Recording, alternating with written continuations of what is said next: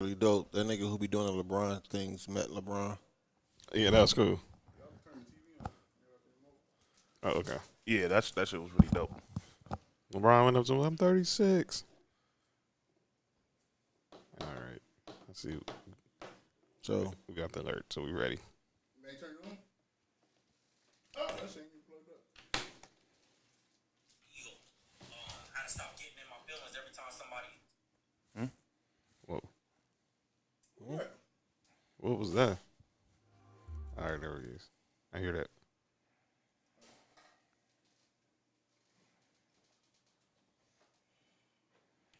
We almost ready? Y'all on live right now. Say what's up to y'all people. What's going on, everybody? cool. All right. Almost had no rules moment. Man, you can turn my headphones up a little bit, though. I'm glad Who is this? Oh, that's me. You can turn down a little bit more. All right, that's cool. I didn't say nothing. Nah, don't say nothing. Yeah. Don't say nothing. Let's go. Let's get Drop, it. drop that Nick, beep what in. up with it? What's going on? Drop that beep in. Ready?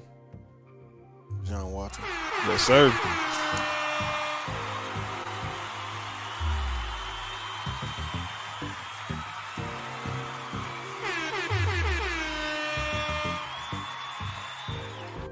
Shout out to Pepsi Blue.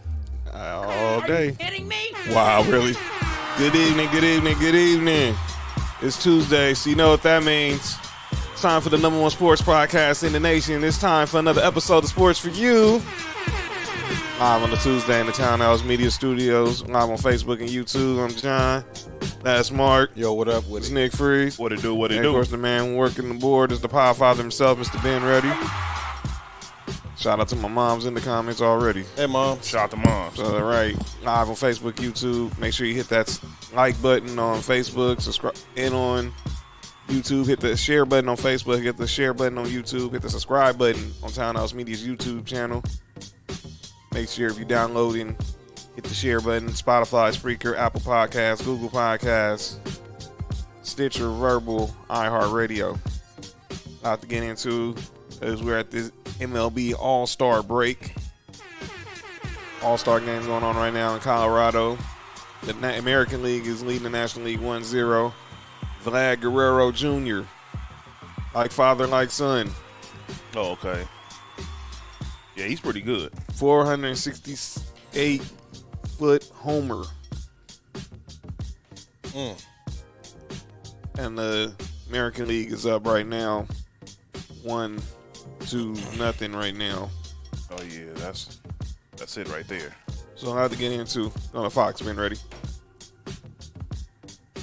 So I'll have to get into obviously we'll talk some NBA finals, we'll talk a little NFL, we'll talk a little MLB. It smell like an air fryer going on. So let's pick up like where we left off last week. You know what's going on. On some of the serious topics we had last week, from the Trevor Bauer situation, the situation at ESPN. It seemed like it was a revolving door of drama all week in the world of sports, and it wasn't even on the court. Yeah, for real. So let's start off with the update on the Trevor Bauer situation. His administrative leave was extended. Was extended for another week.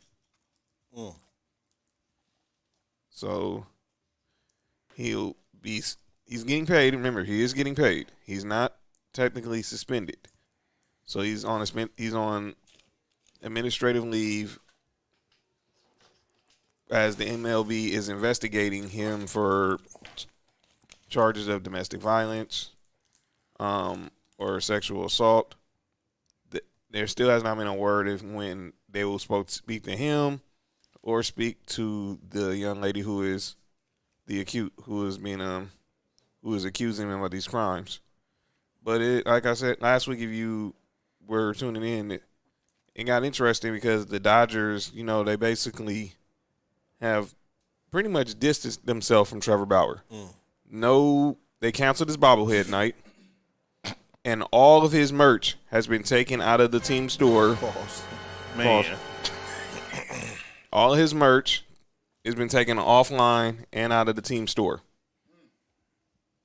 So, if you think the Dodgers are expecting him back anytime soon, I'm going to take that as a no. But I want to bring something up also that was a little more interesting on this topic. Now, obviously, we live in the age of social media. So anytime you dislike, you unfollow somebody, it seems like to be a huge deal. So I want to get you guys' thoughts on this. When you hear, and because a few of his Dodger teammates unfollowed him on Instagram. Now, this could be some middle school stuff, but I want to get you guys' thoughts because the names were the ones who caught my attention. Justin Turner, Kenley Jansen, Chris Taylor, Mookie Betts, Max Muncy, Albert Pujols, and Dustin May all unfollowed Trevor Bauer on social media. Seem like the leaders of the team outside of Kershaw. Yeah. Yep, that's my point, Mark. Yeah, I'm about to say, it sounds like Kershaw's still pretty much friends with him. Or he hasn't said anything. And another thing was, obviously, the Dodgers are well represented at the All-Star game. Mookie was supposed to be there, but he's opted out due to injury. So JT's there, Muncy's there, CT's there, Bueller's there. And they basically was like, well, you know, our GM is going to basically find the right guy to replace him. Yeah. So it seems like you said, the Dodgers are removing themselves as far as away as possible from with Yeah, I mean, it's not like he's irreplaceable. And there's also he hasn't been here that long for the Dodgers to say, oh, we can't live without this dude. He's only been here like 5 seconds. Yeah, that is true. Do you feel like, as a Dodger fan, do you feel like the Dodgers are doing this the right way? I mean, I've always leaned as a person to say innocent until proven guilty. But when I read, obviously you read the allegations, they're just, I wouldn't even want to read them on here. They was too graphic to read.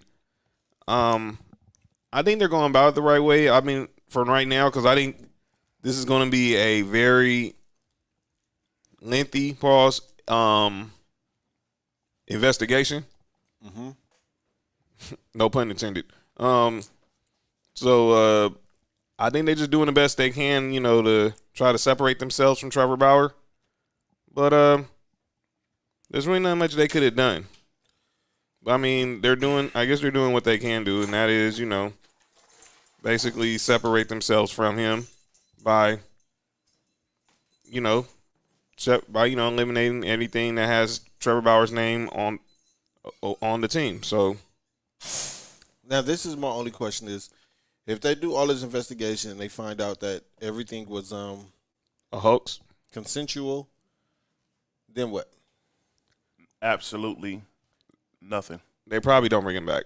I mean, because I'm gonna At say this point, they might as well just let him go. And I'm gonna say why. Because this is not the first time the Dodgers have been in a situation like this with a player that they were going to bring. Shout out to Boy Kinsey. He said, "Yeah, that." The situation was this, and shout out to my Uncle Kev in the comments watching from H-Down. When the Dodgers tried to trade for Aroldis Chapman in 2016, they had a deal agreed upon with the Cincinnati Reds to acquire Aroldis Chapman. Mm-hmm. He was going to be their new closer. We was going to move Kenley Jansen to the setup man. Whoa. Almost that was dangerous. But about hours later, a story comes out that Aroldis Chapman is being investigated for domestic violence because he went into a garage, took a pistol, and shot up into the roof to scare the mother of his children while she was holding their baby. And the trade was basically put on hold. And then when it was found out that, he was pretty much guilty, the Dodgers went ahead and said, you know what, this is not worth the trouble. We're going to just go a different direction. And they did not trade for Aroldis Chapman. So that deal was null and void. And Aroldis Chapman ended up getting traded to the Yankees. Wow. Then, mid-season, he gets traded to the Chicago Cubs. And what seemed to happen that year? Is that the year they won a World Series? Exactly. And who did they happen to defeat in the NLCS that year? The Dodgers. That is correct. And who was there? And who was the one getting the last 3 outs? The guy that the Dodgers didn't trade for. Exactly. Aroldis Chapman. Aroldis Chapman. So the Dodgers have been in a situation where they've decided to take personality over performance. So the question is going to be if Trevor Bauer is exonerated of these allegations, are they going to do the same thing? I don't know. I think it's all just going to be a wait and see approach, but it's something I say we just got to keep our eyes on because like I said, I'm more of a person that you're guilty until proven innocent. But if he's guilty, but if they want to separate themselves from him, I can't be upset. I trust our front office. They're going to bring in someone else. What's up, B? I believe in I'm sorry, innocent until proven guilty. Thank you for correcting me. I believe in innocent until proven guilty. But I have to trust our front office. If something tells me they know more than they're leading on to. Oh, of course. And I saw Rob Manfred. He was very upset with Stan Kasten because Stan Kasten comments was like, I really don't want to talk about this today when the Dodgers, they recently went to the White House to see the visit, by President Biden and Vice President Harris while they were in town to face the Nationals. And by the way, MLB, you're on calling out names. Full spoiler alert. Uh-oh. But like I said, I don't know. I read the allegation. Heck, my mama was the one who told me. My mom don't watch sports. She just happened to see it on the news. And she saw it, and it kind of made her think the situation was suspect. And that's a woman. But I want to wait till all the facts are out before I make any judgments. But Trevor Bauer has been public enemy number one right now recently with MLB from everything from the whole foreign substances on baseballs and everything and all that. Y'all know what it is. I don't need to say what the word is. Go look it up. Yeah, please. Yeah, make sure it's the right word. Yeah, because I apologize if I said when I said the wrong word. But speaking of words, the saga still continues at ESPN with Rachel Nichols and Maria Taylor. So if you haven't been following, last week a story in the New York Times was printed that Rachel Nichols, longtime reporter at ESPN, hosted The Jump. She, in a conversation with an advisor of LeBron James, vented her, dismay that she was, basically looked over for being the host of NBA Countdown in favor of Maria Taylor, and she felt like they only hired Maria Taylor because of their diversity issues, which is code for they just hired her because she was black, and she understands that she respects Maria Taylor as a professional, but she said that why did ESPN have to sacrifice her? She had to be the sacrificial lamb because ESPN has always had some pretty much unfair hiring practices when it comes to diversity. And I'm not just talking race, we're talking with gender as well. Yeah. So this has just been a story that has been continuing going and going for the last week, and more drama is coming out of it because obviously when we were on air last week, Malika Andrews replaced Rachel Nichols doing sideline. Rachel still hosted The Jump. And then, what was I going to say? Her name. She hosted The Jump, and then obviously now the story is coming out in the New York Post from Andrew Marchand that this Maria Taylor is up for a new contract. Right now, Maria Taylor, her contract expires after the finals. And technically, it's not after the finals. It's after Game 5. So, as we all predicted, we think this series is going at least 6 games, right? Yeah. She's going to be working on no contract if she's possibly working for free. That's what I was about to say. Will she be working if she's not under contract? Yeah. If she is, she's not getting paid. So will she be working? I don't. That's where we want to get to, because now I don't. We don't try to count other people's money, but when it's public note, it's public note.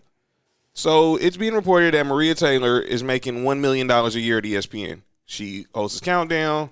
She's a lead college reporter for Saturday Night College Football and everything. She does some college basketball sideline reporting. She's also been part of the draft. And just some of the things she's done in recent memory. What's up, B? We got some comments? So, and I'm looking in the comment section just a second. Okay, shout out my guy Chris Camillo. You guys watching the whole game. Missed my guys from halftime. I see you, man. Shout out my boy Chris Camillo, of course, my fellow Showtime foreign brother who I do the halftime shows on Instagram. Follow him. He's down with Nightcast Media, and of course follow him on Twitter and Instagram. What up, Great Chris? reporter, one of the best when it comes to covering the LA Sparks as well. On the situation with Maria Taylor, I said she's making $1 million a year. Been ready, and then the reports are she wants Stephen A. Smith like money. Now, for those who don't know, Stephen A. Smith. Are you kidding me? Makes about makes $8 million a year from ESPN. That's just on the TV side. It was also being reported that Stephen A. Smith makes an additional $4 million because of he has a production deal. That's where the ESPN Plus show Stephen A's World. He produced the Chris Paul documentary on the HBCU basketball team, North Carolina Central. So he's getting $12 million a year. He's ESPN's highest paid employee. And now it's being reported that Maria Taylor wants something like Stephen A. Smith. And Mark, and our other friends, Jamie and Bass, we had a serious discussion about this over the weekend. For what Maria Taylor does, and she does a good job at it, and shout out to our boy Josh, he also chimed in on it as well, she's not getting Stephen A. Smith money. No way, no how. She ain't even put in the work that Stephen A. Smith has. Yeah, that money that Stephen A. Smith He most definitely earned that. it goes back 20 years, 20 Yeah. plus years into what Easily. he's been doing. So yeah, I mean, she's good at what she does. I don't know if she's getting. She's not getting Stephen A. Smith money. And I want to say this also, and my brother Bass really brought this up as well. Maria Taylor's hands aren't clean in this whole situation as well. Her, as far as the drama. Pause. As far as the drama, she's not innocent in this whole thing as well. She's been kind of handsy too, huh? Yes. Pause. You got crazy. But the story is when they do countdown, when Rachel Nichols or maybe Lisa Salters, when some reporters were doing, well, particularly Rachel Nichols, her reports from the arenas were taped before, were taped segments.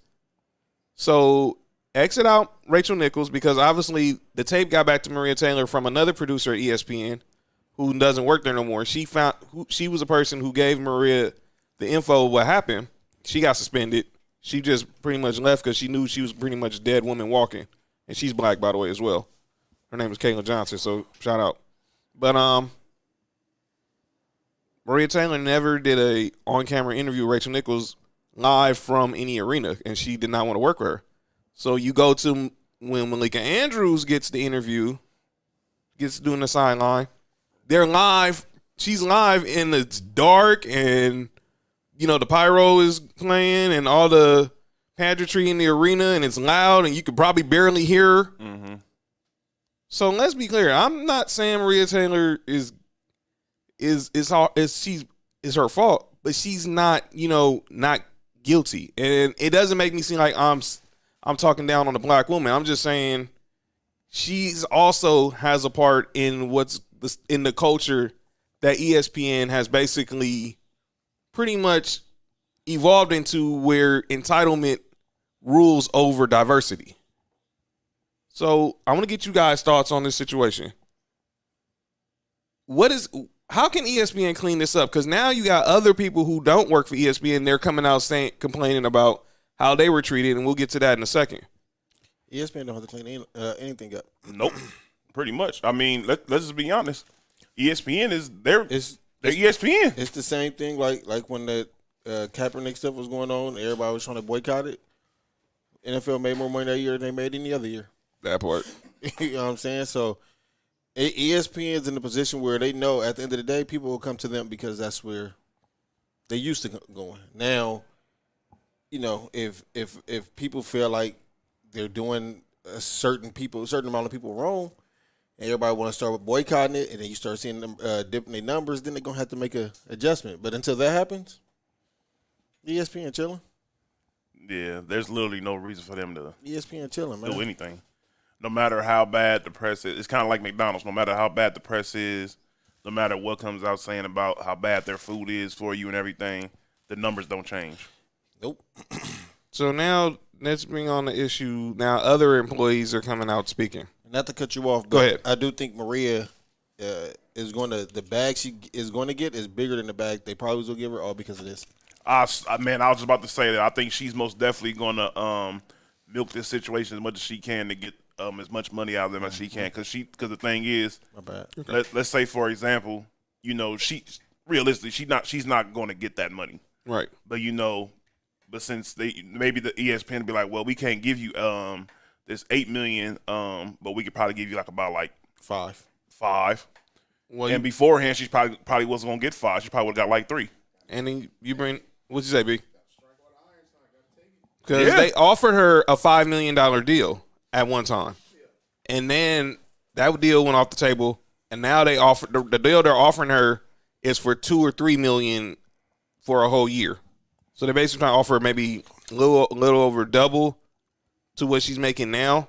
Mm-hmm. But then there's another thing, because with her contract expiring, she's a hot commodity right now. And reports are that NBC could be interested in hiring her. She going to Fox if she leaves from over there. But there's another person that people need to pay attention to. No, but that's close. Amazon.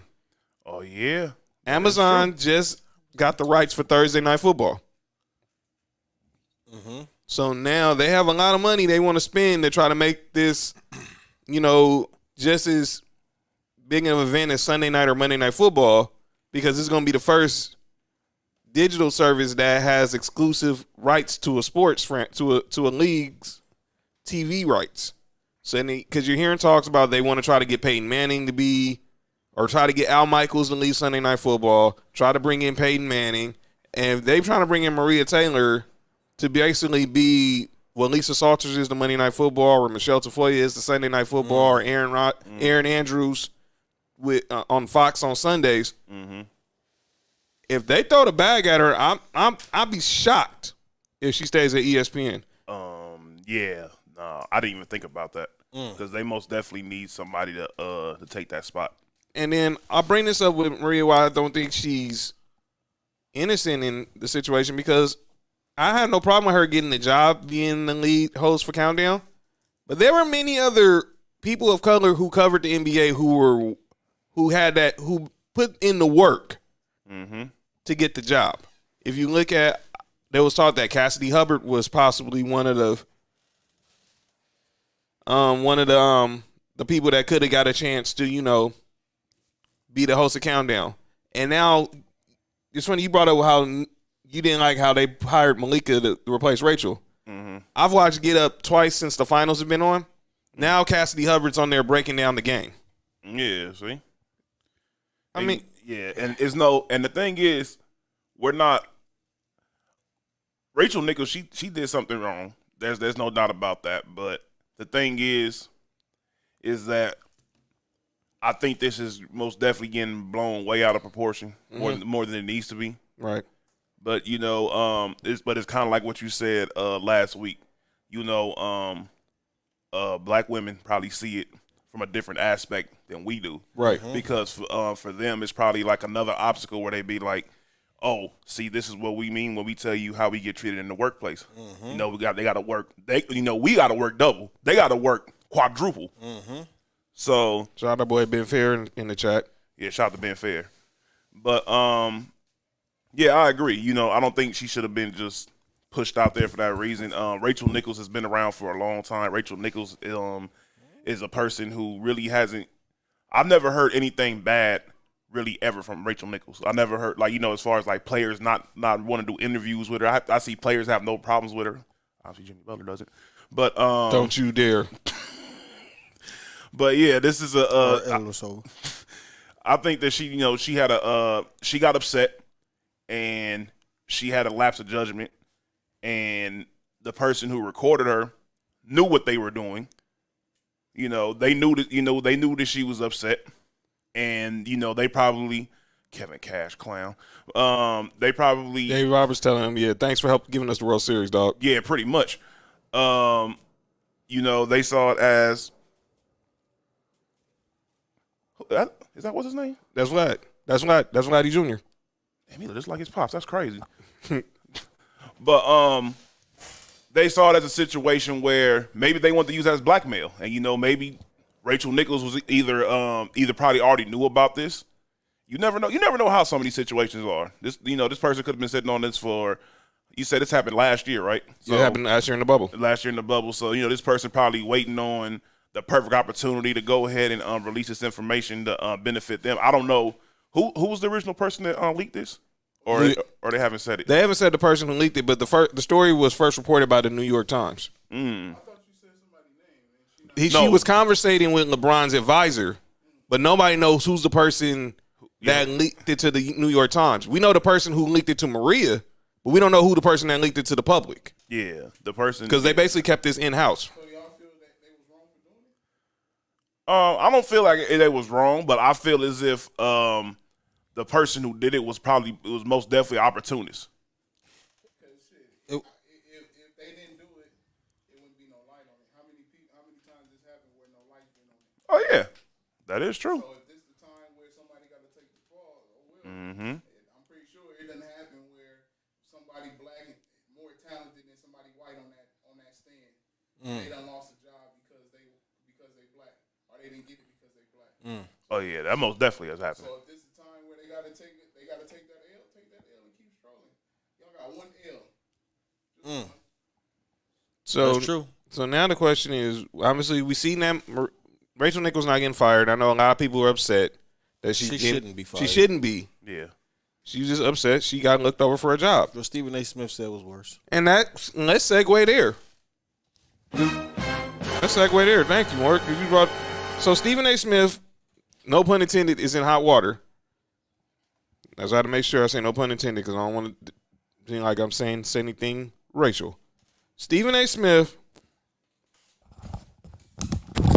Exactly. That's why this is not an easy conversation to have, Nick. John is crazy. Go ahead, John.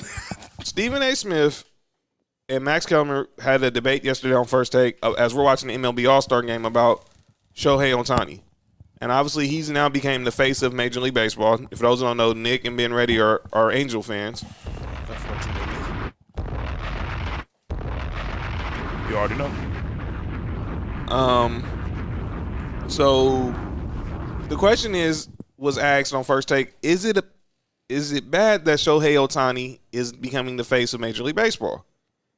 And Stephen A. Smith said, if he's going to be the face of Major League Baseball and you're going to be in this country, basically learn the language.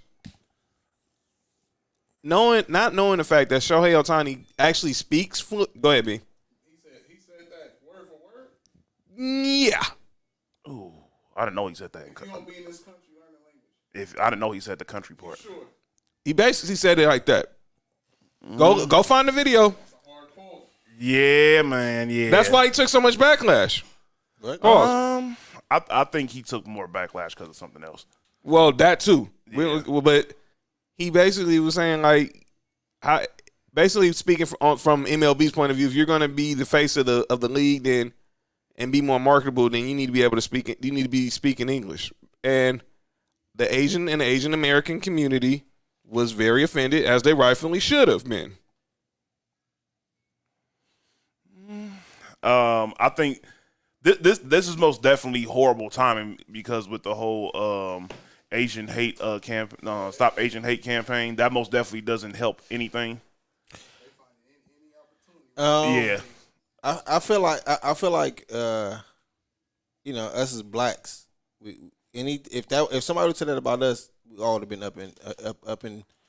up in hot water about that, right? Right. I don't know why a lot of us don't take that same energy when we know it's something wrong being said about somebody else. So Stephen A. Smith then goes on Instagram later on during the day, try to explain his stance of what he was trying to explain this morning on First Take. Go ahead, B. I got to match that energy. Now, with that being said, how you feel about being looked over for a job because you're not bilingual in your home country? Man. Mm-hmm. Trust me. That's Yeah. separate. Right. Has to go to where how Yeah. you feel. I haven't gotten hired from jobs because of that. I haven't either. Same here. Yeah. I haven't been hired yet. Yeah. How are we not I mean, come on, man. You turned down. You turned away. I can answer that for you, but then we go. I mean- but then we go turn into a no rule show, and this is sports for you. So but I can answer that. I can answer that for you though. I can answer that for you, but go ahead. Go ahead, John. So Stephen A. goes on Twitter and tries to explain, what he was trying to say this morning, and then and honestly, it made the situation worse. So then he came out after that and made an apology. So then this morning on First Take, he had to apologize again. They had Jeff Passan on, ESPN's lead MLB writer, and they had another writer who writes for ESPN, who's Asian American. I think his name is. I forgot the guy's name. I don't want to say it improperly, so I'm not even going to say that. I have a question. Yeah. Was what he said worse than what Colin Cowherd had said? About John Wall and stuff? No, about the Dominican. What basically got him the early exit from ESPN. Yeah. What happened? So when Colin was leaving ESPN, he knew he was leaving ESPN to go to Fox. And one of his last days at ESPN, he made a comment about Dominican baseball players. And basically, ESPN said, you know what, we're going to pull the plug now. We'll let you go ahead and go to Fox now. Because he still had another week left on his contract. So ESPN said, you know what, I need another few weeks. So they let him go early instead of just letting him, finish out his contract. Because the comments he made was basically talking about Dominicans in baseball, and I can't remember. It was about 5 or 6 years ago when he made these comments. But they weren't smart. I just put it like that. No, it was negative. He didn't say anything like that. Yeah, that's it. Yeah, go ahead and play. Go ahead. So for those who did not hear what Stephen A. Smith actually said on First Take yesterday, producer Ben Ray's about to play it. So bona fide stars in the National Basketball Association. We can pick at least 15 to 20 of them. Half of them are on this damn roster. There's no excuse to lose to Nigeria. Oh no, that's not it. That's the wrong one. Wrong one. That's the wrong. He was going there. He's going to. Well, that was said before. I'll send it to you right now. But that's also something we're gonna talk about. Stephen A. said, "Oh wow." He said something else before that. What he said about Ohtani was he said. I think he said that first. he said the Ohtani quote first, and then he said that about the Nigerian basketball team. Yeah, he been losing it lately. Now, I don't know. I gotta hear the exact quote of what he said, because if he said that country part, that's kind of wild. But what I guess I don't know what he was trying to say. Maybe he's saying if the MLB, that we already know predominantly who the fans are. So I guess he was trying to say, in order for those fans in particular to get into what was going on with him, he has to know the English language. But like you said, the dude already speaks fluid English. He just doesn't like speaking it in public. Yeah, so that's just the way it is. My thing is, I agree with what you're saying as far as like you want to interact with the fans. That's something different, but you have to word it that way. You could have worded it a way, way better way. There we go. You found it. You found it? All right. I'm gonna send. Matter of fact, B, I'm finna send it to the Telegram chat. But my thing is, it wasn't no problems when Dominican players or the Cuban players was playing, and there was some of the stars in the league, and they got broken English. It was no problem.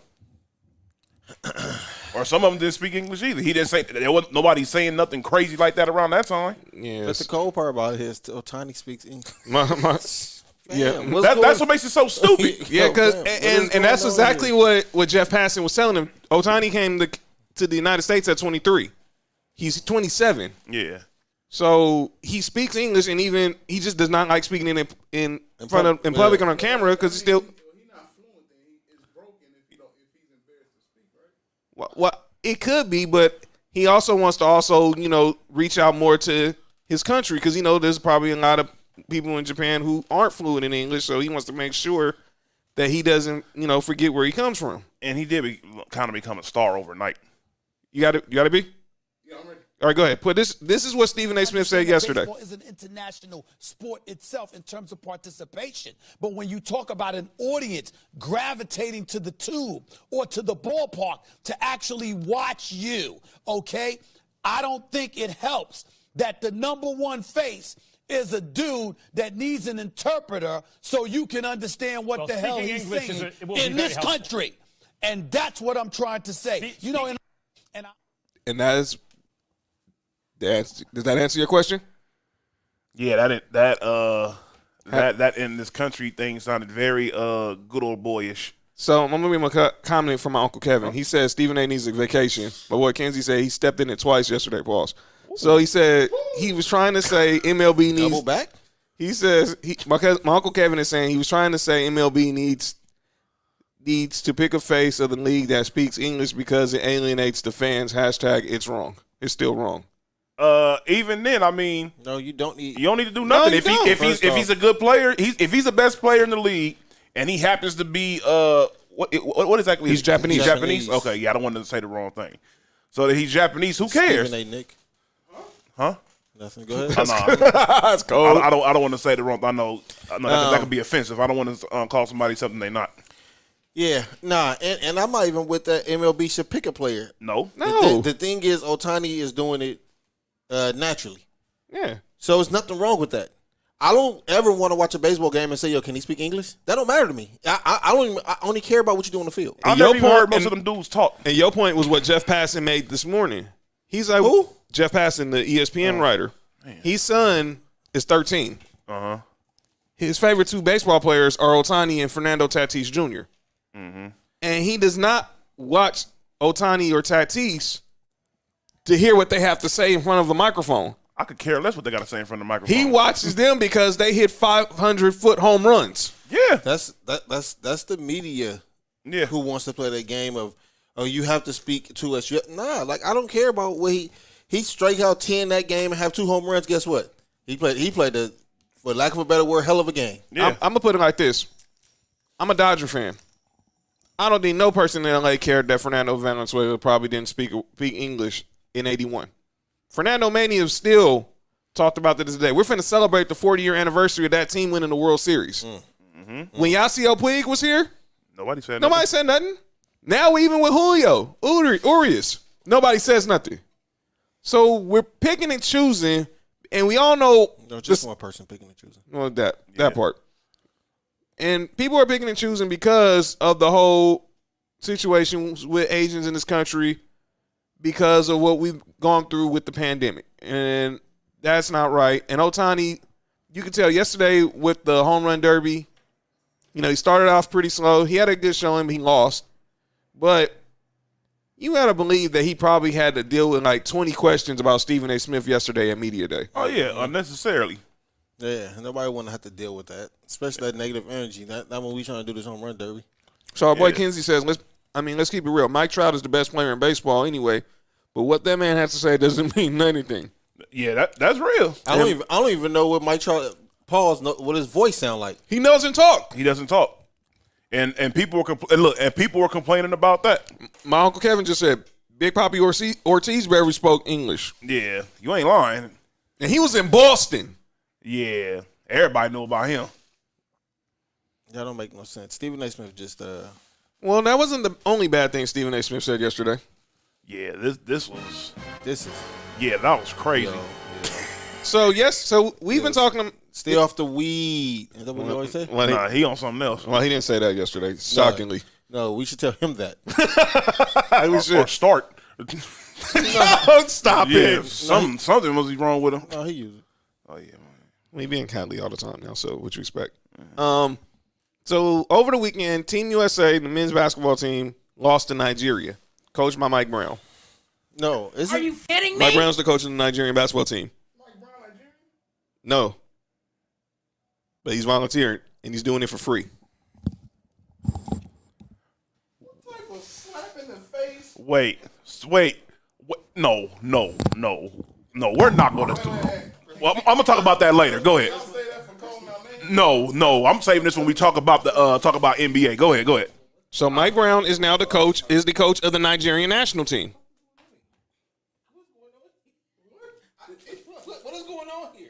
Bruh, I don't know what's going on. That's crazy. Now I don't have nothing against Nigeria. I don't have nothing against Mike Brown. You have in another country defeat your country. And his mentor is the coach of our country. He's a Popovich disciple. Benedict Arnold. So wait, sorry, not to cut you off. Go ahead. We're good. Mike Brown has no Nigerian ties. He probably has a Nigerian girlfriend. No, his wife is not Nigerian. She's black. Oh, he probably did that 20 everybody Nigerian. When they I do that. don't know if he has citizenship in Nigeria, but as far as I know, And I'm about to say something crazy. I can't as say far as that. I know, he is from Ohio. Maybe it's a big Nigerian market in Ohio. Anyway, go ahead. All I know is he's coaching the team for free. Oh, I think me and you might have had the same joke. Man, yeah. That's for after the show. Go ahead. Yeah, we know they lost to Australia too, but we're gonna talk about Team USA on a separate note in a minute, huh? Yeah. But Stephen A. Smith. Oh, that's cold. Stop it, man. So Stephen A. Smith was talking about Team USA losing. And he couldn't properly pronounce, or he didn't try to pronounce one of the players' last names. And that, I don't even remember who the player was, and I'm not even going to try to say his name because I don't know who he was. I know one of the players on the team is Precious Ochulo from the Heat. Yeah. And he was talking about him. His name is Precious.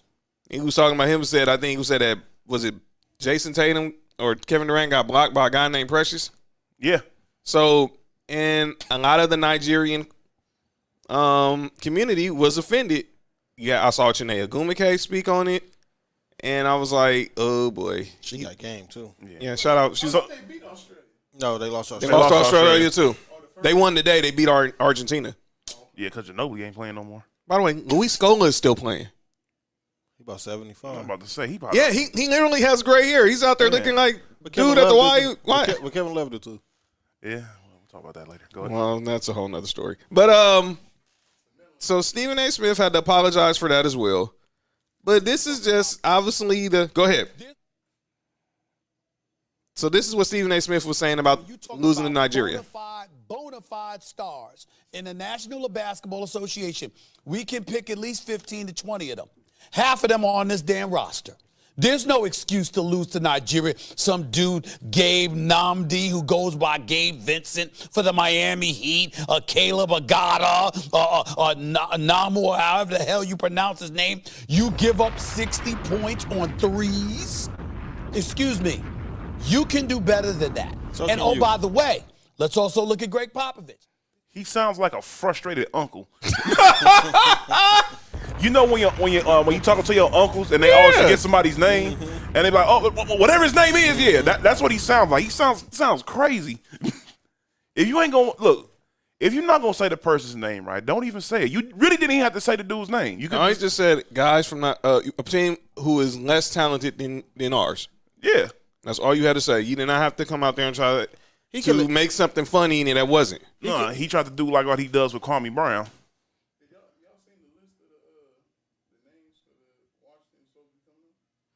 For who? Washington football team. Well, they're saying they're not going to have any Native American names to it. Well, Yeah, we'll talk about that during we're football. gonna talk about it, but yeah, because there's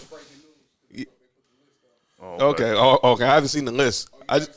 No, we just know that. I just know that they supposed to unveil it in 2022. I haven't seen any names, but Stephen A. Smith, and we're gonna conclude this discussion. Stephen A. Smith didn't even, like you said, didn't have to try to pronounce the names. And if he did pronounce the name wrong, he could have just said, "Excuse me if I'm butchering the names," or you know what I'm saying, Right.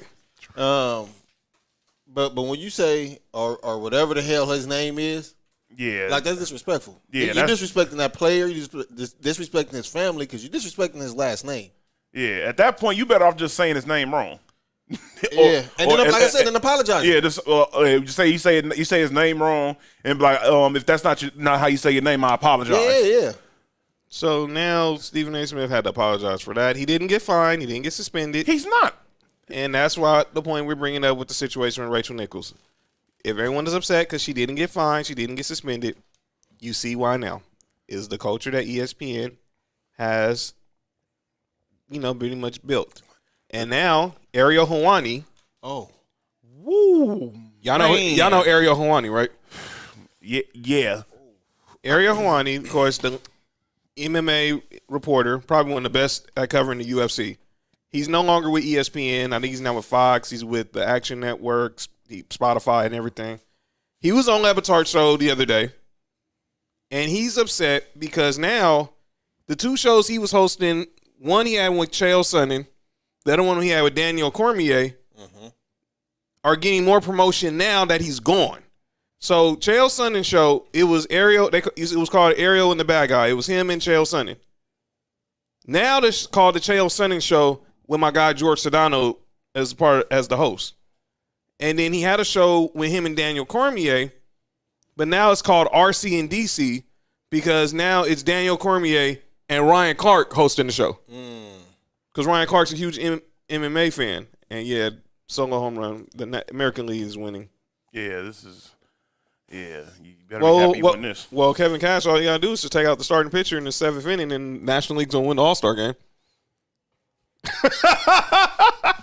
I don't know what was more dumb, that or the Jets calling the zero blitz on 4th and 20. Oh God, don't go ahead. there. Well, your team benefited from it, but Your team benefited from it too. yeah, exactly. So now he's saying, and it's crazy how all these employees from ESPN are speaking out. So Carrie Champion, she tweeted that she hasn't spoken on the situation with Rachel Nichols and Maria Taylor because she wants to offer nuance to the situation. So she's going to wait and address it on her podcast. I think she should just leave it alone. I think that she just, Yeah, I'm gonna be honest. I think she should just leave it alone. But that's the way you get people to your podcast. You talk about whatever's hot. Yeah. What if she was scared at first, like rape victims, and now everybody telling the truth since it's out? But every time someone leaves ESPN, they seem to always bring out how bad the culture is. This is not nothing new. Yeah.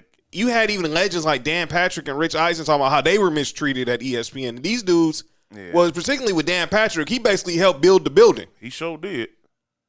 If you had a Mount Rushmore of people at ESPN, Dan Patrick is on that Mount Rushmore. It's him, it's Berman, it's Bob Lee, and people ain't gonna like this, it's Stuart Scott as well. They better like it. I wasn't. I'm about to say, if you wouldn't have said Stuart Scott, man. I done went to work early. Hey, look. People ain't gonna like it. Yeah, exactly. And I made that post about a week ago. I was like, ESPN has not been the same since Stuart Scott died. He I swear. literally died the day before my stepfather died. That's crazy. And That's they both crazy. died from cancer. That's a trip.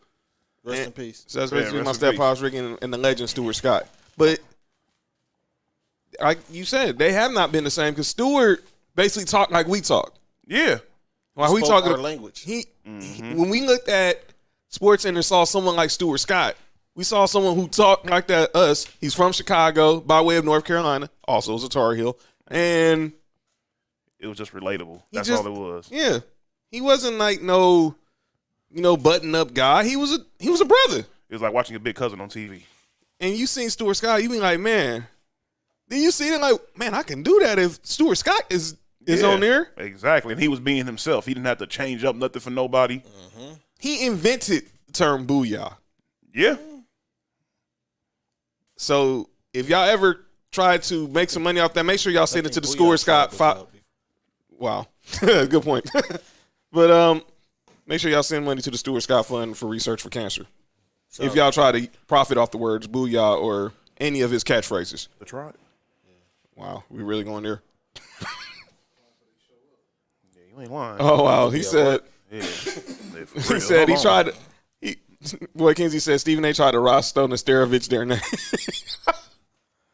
Because he tried to Rostov, he used to be like Rostov Nesterovich or Slava Medvedenko. Yeah, I couldn't stand when he used to say that. So let's talk. See, we're talking about money. Last week talked about it with the NCAA athletes making money off their name, image, and likeness.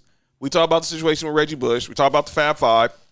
Now add Ohio State to the list that wants their reparations for losing, for basically having the forfeit losses. I told you that was going to happen. Terrell Pryor As he should. wants the NCAA to reinstate Ohio State's victories, which also included, if I'm not mistaken, didn't that include an Orange Bowl victory? Yeah, I think so. be over him getting tattoos and a car? And you know what's even crazier? Ohio State got robbed of a season. They went undefeated a year. They weren't eligible for the bowl game. That was the year when Ezekiel Elliott and That was Urban Meyer's first year. That's when they had everybody up over there. They was all freshmen. Melky Cabrera's in the. Shout out. No, not that Melky Cabrera. Not that Melky. Shout out Melky Cabrera, aka Blackzilla on Instagram. He has a podcast. Shout out. He's a faithful listener to Sports for You. But yeah, now Terrell Pryor wants Ohio State to get their refund. NCAA, y'all on the clock, man. Y'all on the clock with USC with Reggie Bush. They for sure need to give USC and Reggie Bush they stuff back. Y'all on the clock with the Fab Five. Mark, did North Carolina get punished yet, or were they going to get punished? They was going to get punished. They should no more. I think it's getting thrown out the window. Well, if y'all want to give Rashawn McCann something for being a snitch, go ahead and do that too. No. He's not coming back to Chapel Hill. He's not welcome back. He shouldn't get nothing. I thought that was your boy. No. Yeah, technically. Man, but still, what Rashad McCants did was try to basically blame Roy Williams for the fact that he was taking Mickey Mouse courses at North Carolina. He was stupid. Yeah, but I'm not even gonna go there. But give these players their money back and give it to them ASAP, ASAP. As we're watching the All-Star game, I want to talk about the home run derbies. Let's talk a little MLB, then we'll get to the NFL, and as we gonna focus on the NBA. Speaking of, there's the man of the hour, the first person to ever start at pitcher in the All-Star game and lead off in the All-Star game, and that is one Shohei Ohtani. Last night, the home run derby took place at Coors Field, and man, obviously Ohtani was the favorite, but unfortunately he had a loss to Juan Soto in the first round. And let me tell you something, I can't even be mad the way Juan Soto was hitting home runs last night. They went they tied in regulation, then they tied in overtime. So the final overtime is each batter gets 3 swings. Pause. Yo. And you can, basically you don't have to, you can bypass on pitches as well. It only counts if you swing or you miss, you strike out, or you hit the ball. Pause. This is not an easy conversation to have right now. Ooh, man. But Juan Soto went 3 for 3. And Ohtani struck out his first at bat. Shout out to Justin. JT. But shout out to him. But obviously there was also some sad news over the weekend in Major League Baseball, and it's kind of sad for Mark. Ronald Acuna Jr., probably one of the brightest young stars in the Major League Baseball, probably a front runner for National League MVP from Mark's Braves, suffered a torn ACL in his right knee. He's out for the rest of the season, and needs 7 to 9 months of recovery. Mark, sorry, man. It's a tough break. No pun intended, I'm sorry. But when I saw the play, and you don't even see how that happened. That's messed up. I was not trying to talk bad on another man's injury. He got hurt on the warning track. So he was going for a fly ball, and he planted his right leg. And I didn't see anything, that looked awkward, but I'm not a doctor. It's usually non-contact. Yeah, non-contact injuries are the worst injuries. I know, and he went down screaming, and I'm like, oh, man. See, man, this is not an easy conversation to have. We talking about a man's injury. And he knew that he was seriously hurt, and now he has a torn ACL. So, but as we're watching the All-Star game, the American League is now up 5-1 in the bottom of the 6th. Shout out to Pete Alonso winning the home run derby last night. So let's talk about the second half. Now Mark will know Acuna for the rest of the season. What do you want to see from your Braves, man? Man, everybody else have to step up. Let some of our, because we pretty much not gonna win nothing this year. Let's see what we got, and coming up. Nick, what you want to see from your Los Angeles Angels? W's. That's literally what I want to see, W's. But nah, I can't wait to see this duo when they're healthy. That's what I'm waiting to see. I want to see because Mike Trout started off pretty good this year. Huh? Yeah, he did. And, unfortunately the injury happened. But that has made way for him to step on in. But I'm waiting for both of them to play together, and that'll be, we got some firepower up over there now. We got something. You got something legit next to Mike Trout now on the Angels. So now you can take that next step in building your team up. Especially considering both of these dudes. Mike Trout about to be 30. But still, that's still young. That's baseball. still young for baseball. That's super young. So, and you got what's his name at he's 27? Who? Ohtani? Yes. Yeah, Ohtani's 27. So you got a good, 4, 5, 6, 7, hopefully 8 years. Yeah, seriously. So So it all depends upon, obviously health and, who else we bring up over there to help with the team. I think players will want to come to LA and play there. I think so now too. Because it was always who's going to be up over there with Mike Trout, who's going to be the second person up over there. And now they have somebody that, got a pitcher and he can hit. Hey, that's a great combo right there. I think baseball is going to be fun for LA fans, both teams, because I think players going to want to come to both teams out here. Yep. So what you want from the Dodgers?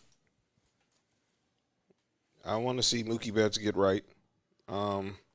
He hasn't had a Mookie Betts year. I'm going to say this. He hasn't had a Mookie Betts year.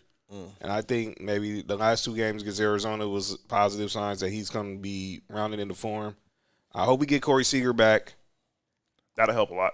I need Cody Bellinger. And by the way, congratulations. News came out today. Happy birthday first to Cody Bellinger. Oh, yeah, most definitely. And also congratulations because his girlfriend posted on Instagram that they're expecting their child together. So shout out. Oh, that's dope. Shout out to Belly. You know what I'm saying? From the movie? Well, not that Belly. R.I.P. DMX. But talking about Keisha? No, he's not talking about Keisha. He's not talking about Kiana or Tion.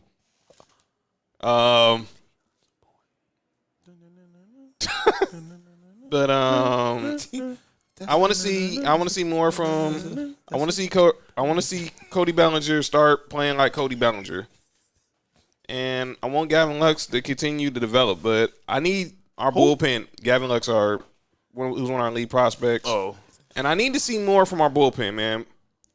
I don't know what we're gonna do on the pitching side because obviously no Dustin May for the rest of the year. I'm gonna assume we're not gonna see Trevor Bauer again in the Dodger uniform. no. Kershaw is now just returning from the injured list. He's Kershaw. And we only really have 3 starters when Kershaw's back. It's Kershaw, Buehler, and Julio. We need to find 2 more. 4 with Tony Gonsolin, but he seemed to can't get past 4 innings. We can't pitch bullpen games 2 out of the 5 starts. I've been playing pretty well so far. But we need because now our bullpen is getting taxed too.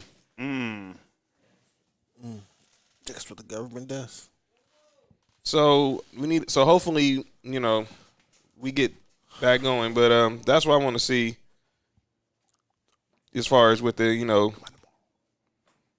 as far as I want to see with the Dodgers. A minute we're gonna talk some NFL because we got some. I know Nick Freeze wants to talk about some of these veterans, but we're gonna say. I know you want to say that for calling out names. I mean, I want to say the veterans for calling out names, but in all honesty, they really need to be talked about in general. I don't care. I'll put them in calling out names. Both of them. It don't matter because this is getting ridiculous. I'm tired of seeing these old dudes and they, trying to live they old ways with the new rules. And hey, just get over it. They didn't have these rules when you played. But go ahead. So there's also been a lot. So let's talk some NFL. Ben, ready?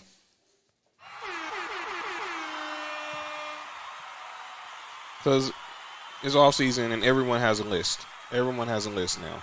Mm-hmm. So Jeremy Fowler, who's one of ESPN's senior NFL insiders, he surveyed over 50 coaches, GMs, scouts to find out who's the top 5 players or 10 players. Well, technically the top 10 players at each position, but some of them have the top 5. We know the top 10 we're going to get the quarterbacks. And then because all really people care about is quarterbacks anyway. I want to see the top 10 running backs. There's a lot of good Actually, he was released today. I'll find that in a minute. Yeah. Okay, so linebackers. See, this is top 5 linebackers. At number 5, Levante David. He's pretty good. Number 4, Darius Leonard. Very good. Number 3, Bobby Wagner. Very good. Number 3. Yeah, that's disrespectful. Number 2, Fred Warner. What? Fred Warner's really good. He's not better than Bobby Wagner. He's not. I just said he's really good. Yeah, but he's not better than Bobby. It's for sure Devin White though. Yes, it is Devin White. Yeah, it has to be. Devin White is very good. Yeah, Bobby Wagner should be number 1. Okay, and that's I agree, but if Bobby Wagner's not number 1, it's for sure gonna be Devin White. I get it. I get it. I get Fred Warner. Everyone's. I have unpopular opinion about middle linebackers later on. Okay, so edge rushers. Number 5, Chandler Jones. Number 4, Khalil Mack. Number 3, Joey Bosa. Number 2, T.J. Watt. And number 1, Myles Garrett. So, T.J. Watt's better than Joey Bosa, huh? T.J. Watt's not better than Joey Bosa or Khalil Mack. Well, I just totally didn't even want to go there because I just thought that was just stupid. Yeah. How the heck do y'all have Khalil? First of all, you can argue Khalil Mack is better than Myles Garrett because he actually does more. Myles Garrett, his numbers. Come on, let's go National League. His pass rush numbers aren't all that. Like he's one of those dudes. You would think he'd be one of those. He put up those J.J. Watt type numbers, but he doesn't. He's very good though. I'm not saying I wish he was on the Raiders. Oh my goodness, I wish we had Myles Garrett, but he's most definitely not the best edge rusher in the game. I cannot agree with that. Khalil Mack is. Yes, it is, and I'm gonna be honest with you. I don't think it's that close. So interior lineman. We already know number 1 is. But go ahead. Well, Number 5, so we already know number 1 is. Yeah, if we y'all already- don't. If y'all don't know who number 1 is, Yeah, you need they'll to go find read a out. book. You need to go read a They'll book. find out by the time this list is over. He's the best player in football. Yes. Pretty much. It's not even close either. And he resides in the city. Number 5 is Fletcher Cox. Pause from the Eagles. He's pretty good. He is. He's very good. Number 4 is Cam Hayward. Number 3, DeForest Buckner. DeForest Buckner ain't no joke. Can you argue he's better than Eric Armstead? Wait, where's Eric Armstead? He's not in the top 5. Oh, okay, yeah, he's definitely better than Eric Armstead. That's my point. And Yeah. the 49ers traded DeForest Buckner for a first-round pick. You could have kept him and traded Eric Armstead. But I get it. They weren't going to get a first-round pick for Eric Armstead. That's true, too. Number 2 is Chris Jones. Okay. And who's number 1? Aaron Donald, the real AD. Well, okay, so you really just gonna have to. You really just throwing shade like that, huh? I'm just saying. He's the Aaron Donald, number 1, no brainer. Yeah, it's not even. Yeah. All right, so now let's move over to Mark. One of Mark, the position pause that always makes Mark upset talking about, and that's cornerbacks. Man, if I don't see my boy in the top 5, I don't even want to hear it. But go ahead. Number 5 is Trey White. Go ahead. Number 4, Stephon Gilmore. Ooh. Go ahead. Number 3, Xavier Howard. I guess. Go ahead. Number 2 is Marlon Humphrey. Wait. They say Xavier Howard's not even the best corner on his team. No, it's not. It's Byron Jones. It's Byron Jones. And number 1 is Jalen Ramsey.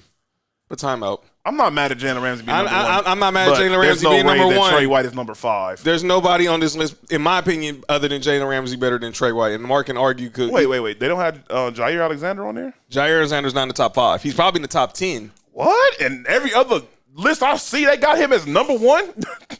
I'm surprised. I guess. I don't agree with that list. Listen, I'm not saying anything. I don't. Y'all gonna really stop disrespecting Trey White? Yeah, I don't agree. The fact they said Xavier Howard. Now keep disrespecting. Yeah. They'll learn. Well, I feel sorry for whoever's Miami. Well, Jalen Waddle, right? Yeah. Devontae Parker. Yeah. Yeah. See, Good look. I might want to take a bye week when y'all go to Buffalo this year. When y'all play Buffalo this year. No, they better make sure Mike Gesicki does. He kills Buffalo. Yeah. He's pretty good. He's pretty good. Who's our other cornerback? It doesn't matter. Go ahead. I would just throw over there. Yeah, because you're not throwing to Trey White. You talking about Levi? Levi and Tyrod Taylor might be the same player. All right. Anyway, go ahead. Quarterbacks. The top 10 quarterbacks. And again, these poll was that Jeremy Fowler did. Pause. Man, I hate reading this stuff. I really hate reading this stuff, man. Poll of 50 executives, coaches, scouts, and players. Man, these whoever be making these captions, man, y'all really are not helping a brother trying to keep the show clean, man. Yeah, That's crazy. Yeah, that was wild. But here, let's talk quarterbacks. Number 10, Kyler Murray. Get out of here. Number 9, Justin Herbert. Is Justin Herbert top 10 already? According to most people, he is. Number 8, Lamar Jackson. Before we continue this, I'm not saying anything about Justin Herbert just because I'm a Raiders fan, but let's just be honest. He got brought into a situation where he most definitely had a lot of weapons on offense. The quarterback started in front of him when they used him. But anyway, go ahead. We never know. We will never know. Yeah, we do. Yes, we do, because they, they didn't bring him back in after he was healthy. I mean, they stabbed him in the chest. What you would expect? Well, and the dude that took They saved over, the team. he played pretty good. Did it really? Yeah. So what? I know you're not saying that Tyrod could have. What? I'm not saying he's gonna put up those numbers. Hold on. Whoa. I'm not saying he putting up Whoa, Justin whoa, Herbert whoa. numbers, but Hold you're on. saying that Tyrod would have been serviceable with Keenan Allen, Mike Williams, Hunter Henry. Yeah, he could have done something with that, most definitely. What he could have done? I mean, he took Buffalo to the playoffs. No, our defense did. We went to the playoffs in spite of him. I mean, if y'all would have had that type of offensive firepower, Okay. Yeah. Oh. He still would have threw for 37 yards. How many yards did he throw in that playoff game? 25. Go ahead. He one time. The same amount as Tim Tebow. You really went there, huh? Oh, my fault. Oh man. I mean, they both throw more than Derek Carr has, but go ahead. Okay. Number 7 is Dak. Number 6, Matthew Stafford. All right, look. Check this out. Dak Prescott's not better than Lamar Jackson. Go ahead. Is Dak Prescott better than Matthew Stafford? No. I think Matthew Stafford gets. I don't know why I'm asking you because you're a Georgia fan, but is Dak I Prescott think- better than Matthew Stafford? I think Matt Stafford is highly underrated. Matthew Stafford gets a bad reputation because he played for Detroit, and people think that he's only good because of Calvin Johnson. And then when you actually look at the numbers, his numbers actually got better after Calvin retired. Mm-hmm. You know, for people who don't ask- realize that, Go ask Marvin Jones how was it going to be like to play without. Well, he's playing with ask Trevor. Kenny Galladay. He's going to be playing with Danny Dimes next year. Isn't that right? Yes. Yeah, good luck. Nothing against Trevor Lawrence, but obviously there's going to be some. There's a big difference. Yeah. Number 5 is Josh Allen. Number 4, Russell Wilson. Number 3, Tom Brady. Number 2, Aaron Rodgers. And number 1, Patrick Mahomes. All right, so I'm going to be the one to say it. Listen, y'all, we understand that that the Buccaneers just won, but Tom Brady did not play like a top 3 quarterback last year. Tom Brady played really well last year. He played – I'm not saying that He he threw 40 touchdowns. Right? Yeah. – yeah. But did he play like a top 3 quarterback last year? I don't think he's the third best quarterback in the league. That's what I'm saying. Now, if you keep in the top 10, of course, but I'll put him around 5 or 6 somewhere. Around yeah. He's definitely not falling out of the top 5. No. He's definitely not falling below 6. Yeah. But they said Patrick Mahomes is number 1. By the way, Patrick Mahomes they asked him about Justin Herbert. He was like, "Yeah, we'll see about that." Because everyone now is on the Justin, and I wish B was in here right now. Everyone's on the Justin Herbert bandwagon now. I mean, okay, he's good. He was offensive rookie of the year. Mm-hmm. But let's be clear, man. Yeah. My boy. Yes, you're the second. My boy. Yes, from you're the Bengals second. would've won it. Huh? My boy from the Bengals would have won it if he wouldn't have got hurt. Well, yeah, but by the way, Mike Tannenbaum, how the heck did you just say that Justin Herbert is pretty much going to be the next Patrick Mahomes? Because that was pretty much his. Tyra, I tell you, you should be ashamed to even speak that name. That man is afraid to get his jersey dirty. Mark, He got it dirty enough to get 10 wins. Boy, who got 10 wins? Then y'all win 10 games that We year? won 9 that game, that year. And we got in because of our defense. Offense played well enough. Yeah, what happened to play? so Hey, 34. Tyrod, huh? Yeah. Tyrod trash. And that 34 is pretty nasty. But I'm not gonna talk bad about that black man no more. You said that last year. Who was y'all best receiver that year? Was it Zay Jones? Nah. That's what had Sammy that year? That probably was when Sammy was there. That was his last year? Oh, yeah, he tripping with that one. I can't defend that. Go ahead. I can't defend that one. That was kind of crazy. Well, the year that Tyrod, Yeah. I had the nerve to say Um, better than JP. Well, look, people have to realize this too. You That's know, what I'm saying. with Patrick Mahomes as well. Patrick Mahomes, he most definitely got. If you want to talk about somebody got into the perfect situation to go with great talent, he most definitely was that. Because we don't know what would have happened if he got drafted by the Bears. Wow. We don't know what would have happened.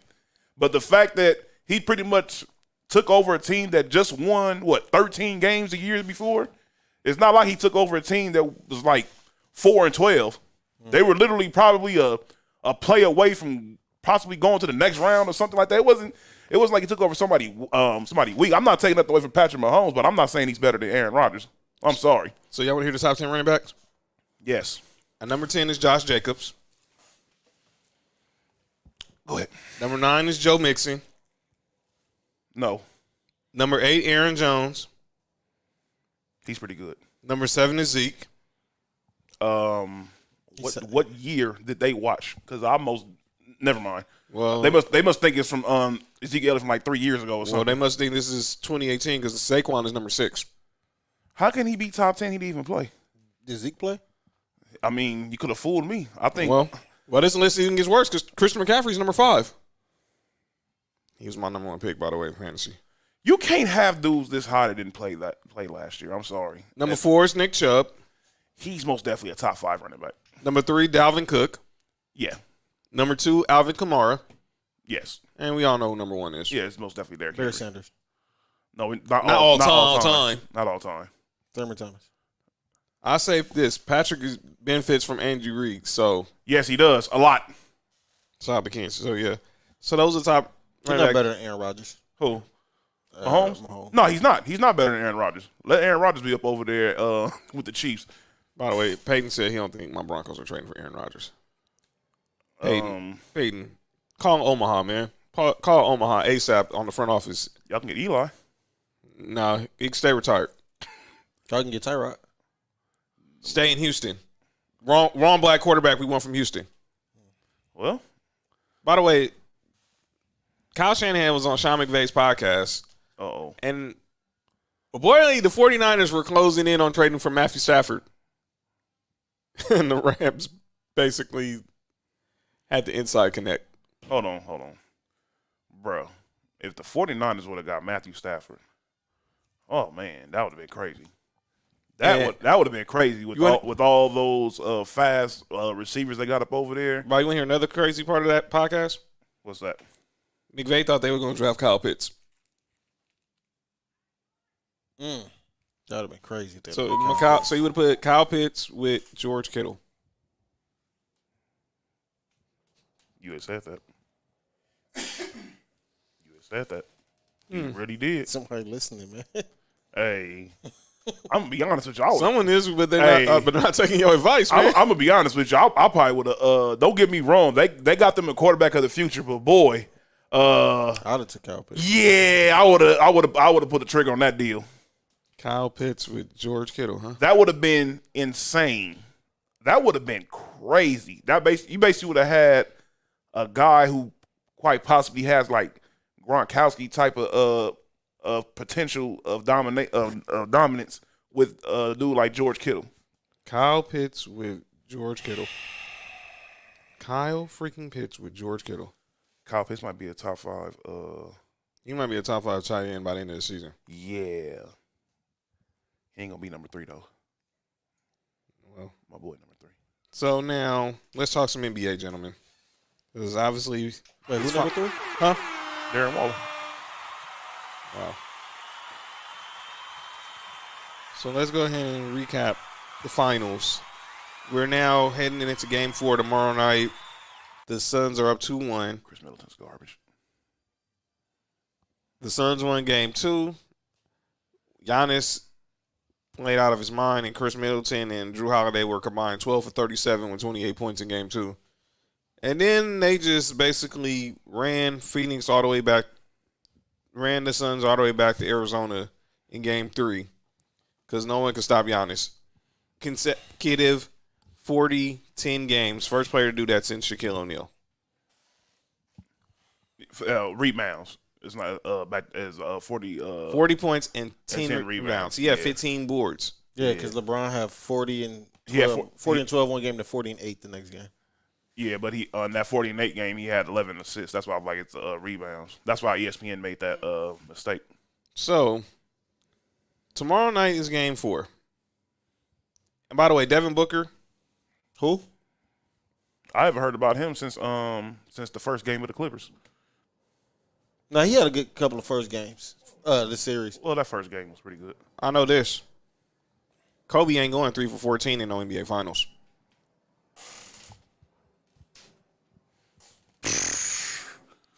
When? What? I'm not saying it's 3 for 14, but He I've seen that number doubled. He for sure went 6 for 24. Yes, in game 7, and he still had 22 points and 15 rebounds. Kobe's not sitting out. You're not benching Kobe in game 4 in no finals. Now, I give you that. I do agree with that. I agree with Now, that. you get Now, out I'm there just not and gonna say he's not gonna go 3 for 14 because we've seen. look. He went 6 for 22 in game 7 against Boston. That was still to me the ugliest game I've ever seen in my life. But it was great. That overall game was ugly from everybody. That was an ugly game. But you know what's funny to me? I don't know if it was on this show or if it was on No It was on Rules. this show. And I said that's one of my favorite Kobe moments. Yeah, Is that game because he did everything else on the court. Yeah, he couldn't hit the blind side of a barn, but he played defense, played great defense. He had 15 rebounds. 15 rebounds. He was like, and they come to find out he was dealing with an ankle injury, but he went in and said that. And like I said, Kobe ain't sitting out no fourth quarter. He's gonna check himself back in. like, look here. And I get Monty Williams, you trying to, keep your young star, humble, but no. Ever since Stephen A. Smith put that Kobe comparison on Devin Booker, he has not been the same. Every comparison he's done so far. Because remember, he said Donovan Mitchell's the best player in Utah Jazz history. And we saw what happened after he made that statement. Was that him or was that Kendrick Perkins who said Chris Middleton's the best player in Milwaukee? That was Chris Middleton. That was Kendrick Perkins and Steven Jackson. They both said that he's the Batman and Giannis is Robin. You know what? That's funny because Kendrick Perkins just said he's the most dominant player in the NBA right now. Yeah, so and Shaq wasn't no Robin when he was with the Lakers. Who said that? He wasn't. That what? Who said that Shaq was a Robin? That he wasn't a Robin. Oh, because Shaq wasn't a Robin when he was with the Lakers. Man, I'm about to say, who said that? Well, the same people who think that sometimes some people think Shaq was never the best player in the NBA, which I don't understand, but I digress. They must not have watched basketball around that time. I'm like this.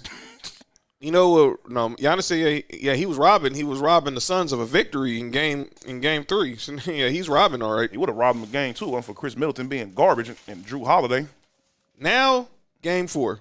I still think there's more pressure on Milwaukee to win. If they win, this is going to be there's going to be a lot of pressure on Phoenix to win this series. No, it's more pressure on Phoenix to win this game.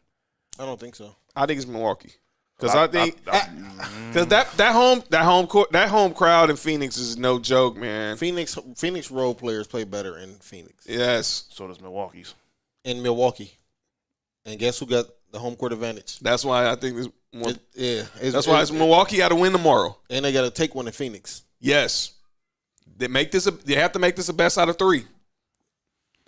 Look, let me tell you something. I do think Phoenix will win tomorrow, though. If Milwaukee wins tomorrow, you picked Milwaukee in 7, right? 6. Okay, John, you picked Phoenix in 7. I picked them in 6. Oh, okay, I picked Phoenix in 6 too. Yeah, I do think Phoenix will win tomorrow, though. The only way they win is if Chris Middleton and I'm gonna be honest with you, it's been more so Drew Holiday. Drew Holiday's playing like trash. No, Drew Holiday balled Sunday. About time. Drew Holiday balled. Good. I don't know about Chris Middleton, but Drew Holiday balled.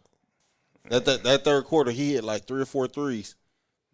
About time. When they opened the game up. It's about time because boy, he been out there building houses out there in Milwaukee. So who wins? So I think Milwaukee wins tomorrow, and this series is going to be 2-2 going back to Phoenix. I think Phoenix wins tomorrow. I got Milwaukee winning tomorrow. Yeah, I got Phoenix winning tomorrow. I don't think Devin Booker will have a bad game like that, and I don't think Chris Paul only gonna have 19. I think and DeAndre Ayton was a no-show last game. Yes, he was. So that's what I'm saying. He had 18 and 9, 8 for 11 shooting. So They give him the But basketball. it wasn't a dominating That was fashion. they need to give him the basketball. Yeah. Because Devin Booker was out there building houses out there for the people out there in Phoenix as well. But the dunk of the playoffs came Sunday. yeah, Bro, Curtis- that was insane. yeah, PJ Tucker, you got called for you. That wasn't no charge. You moved your foot too late, and I made the post wrong. Yeah. I don't know what he thought. I guess he thought he was gonna get that call or whatever. But yeah, that didn't work for you, player. No. So 11 years ago, a decision was made. Uh-oh. Last week was also the 11-year anniversary of LeBron making his decision to go to Miami. And this question was brought up today on First Take because LeBron was on a podcast, and he said he wants to end his career as a Laker. He wants to try to play another 5 years. God willing, he plays 5 years, and he's at LeBron, not peak LeBron, but he's at a serviceable player. What will LeBron be remembered for more? His time in Miami, his time in Cleveland, or his time with the Lakers? He's gonna be most remembered for he's gonna be remembered more so for early on in Cleveland and Miami era. Because don't get me wrong, there's nothing against his second stint in Cleveland because that's when he won. But actually, I'll take that back. It would be the second stint in Cleveland and the Miami, because a lot of people really don't remember how good LeBron was that first stint in Cleveland. They remember he couldn't win it. Yeah, but you look at the games and it's like it most definitely wasn't him. That squad was bummy. I'm gonna say this. Yeah, it was. Outside of LeBron, most of the time Cleveland was trash. I'm gonna say this. That championship that LeBron won, that they won in Cleveland. Oh yeah, that made him a legend. Is probably gonna be the most memorable thing in sports, probably. But he probably gonna remember, especially if he won another championship with the Lakers, he gonna remember as a Laker. Because it was his last stint. I think so. Only because this is his last stint. Oh, only because of the Lakers organization. The Lakers organization to That's make the it a big deal. Yep. Because he'll go into Hall of Fame as a Laker. And look, and the crazy thing Wow. is, it'll be he's not going in there as a Laker. He's going in as Cleveland for sure. Nah. I don't know about that one. Dan Gilbert, trying to tell you. I'm trying to tell you, Dan Gilbert. Man, By the way, LeBron, for those who didn't know, LeBron's going back to number 6 also. yeah. Dan Gilbert. I think Dan Gilbert burnt that relationship to the ground. All right, and it's funny that you brought that up. This is for everybody who brings up this that LeBron left because he got beat up by Boston or he lost to Dwight Howard his last series and all this old crazy crap. Have y'all really paid attention to the moves Cleveland did not make that first stint that almost happened? They almost could have had a lot of players. That's what I'm about to go to. You had a chance to get Amari Stoudemire, but decided not to do it because you didn't want to trade J.J. Hickson. Who? Do anybody remembers J.J. Hickson's time in NBA? Really? I haven't seen J.J. Hickson in ever. Do you know the last team he played for? Was it Portland? Denver? I can't remember. It was the Kings. Wow. Tells you, I totally forgot. He went from Cleveland to Portland to the Kings. Well, J.J. Hickson was already messed up. He went to the wrong school in North Carolina. He went to North Carolina State, if I'm not mistaken. But I mean, there's a reason. There's obvious reasons why. Because he's not good enough to go to North Carolina, Yeah. pretty much. So they decided to not do that. LeBron has been needing throughout that whole time. He most definitely needed help in the front court, and they never really gave it to him. Well, let's talk about the moves they did make because they got a 75-year-old Shaq. Old Ben Wallace, man, I almost cussed when I said that. And Antoine Jameson for pennies on the dollar. And there we go. You decide to get Antoine Jameson instead of getting Amari Stoudemire. That was pre-injury too, huh? Yeah. And look, there's nothing wrong with Antoine Jameson, but at that time, he wasn't Antoine Jameson. It was most definitely a whole different player. So if you would have got Antoine Jameson that was like early on, I'd be like, okay, I kind of understand why you would have made that trade for him. But no, it wasn't the same. He had like about a couple of good like a year up over there that was okay. Then he went to the Lakers, and after that it was over. So Kenzie just asked in the chat, and this is interesting. Y'all trading prime Kobe for a 22-year-old LeBron. That almost happened. The Lakers wanted it to happen. And look, and this is for these Kobe fans that act like Kobe was just the most loyal person in the world as well. Kobe wanted out. Ooh. He wanted out. And let's not forget where he wanted to go to. Two of the places he wanted to go to. Clippers and the Bulls. Thank you, Jerry West. Thank you. People forget about that. Oh, Kobe's just so loyal. He was there for 20 years. Kobe wanted to get up out of there. Pau Gasol saved y'all. Saved y'all. Jerry West saved y'all twice. He saved him from going over there to the Clippers, then saved him by trading Pau Gasol there. My question is, no. My answer is no. I can't. And maybe I'm talking real hard, But 22-year-old LeBron, which was the LeBron that went to the final. Well, he was 23 when he went to. No, he was 22. He was 22. 22. That's where you be like, hold on, a 22-year-old that just led a team with nobody to the finals. Yeah, Prime Kobe was, I would say, because not even prime Kobe wasn't Kobe Shaq, wasn't the Kobe Shaq Kobe. Prime Kobe was really still not better than LeBron. Was the first year was 06 through probably 2012. From 81 point game Kobe that was going for like 60-point games against Portland. Mm-hmm. The beginning of 24 was to me was prime Kobe. We can definitely talk about that next week because I have another topic I want to get into. I want to talk to you guys next week about. What's that? And this has to deal with what we're going to talk about right now, and that's Team USA. Woo! So, Are you kidding me? So next week, and I want to get you guys' thoughts on this. Mm-hmm. As we're now approaching the 30-year anniversary next year of the Dream Team, I want us three to make our ultimate Team USA. And all three of us are going to come with our own teams, and we're going to see who all we have in common, who we all left off, and You want to do the full roster, or you just want a starting five? No, we're going to do the full 12. Full 12, man. Well, I can tell you who everybody's going to leave off, and I can tell you one person who everybody's going to have. Well, everyone's going to have LeBron and Jordan. Jordan. How about everybody's going to have Jordan? Everybody's going to have Jordan. And everybody's leaving off Christian Laettner. Well, There's no way. There's no way in the world I'm adding Christian Laettner to my team. So there we go. Well, that's one spot. We all know. And I'm not adding Anthony Davis either. No. I'm sorry. I'm sorry. No college players are going to Yeah. be. I can tell you now, no college players will be on this list. But we bring this up because Team USA is playing like the Smelters from that movie Revamp. He's playing like the Smelters, that movie with Martin. Remember the kid with Martin? Coach Roy? I just thought about something. I understand why this year, but has Anthony Davis been to the Olympics since that first time? No. Because John's been hurt. Sadly. No, he hasn't. He didn't go in 2016. He didn't go this year.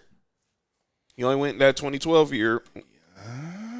He may have maybe 1 year left. If he might go. I think he'll go in 2024.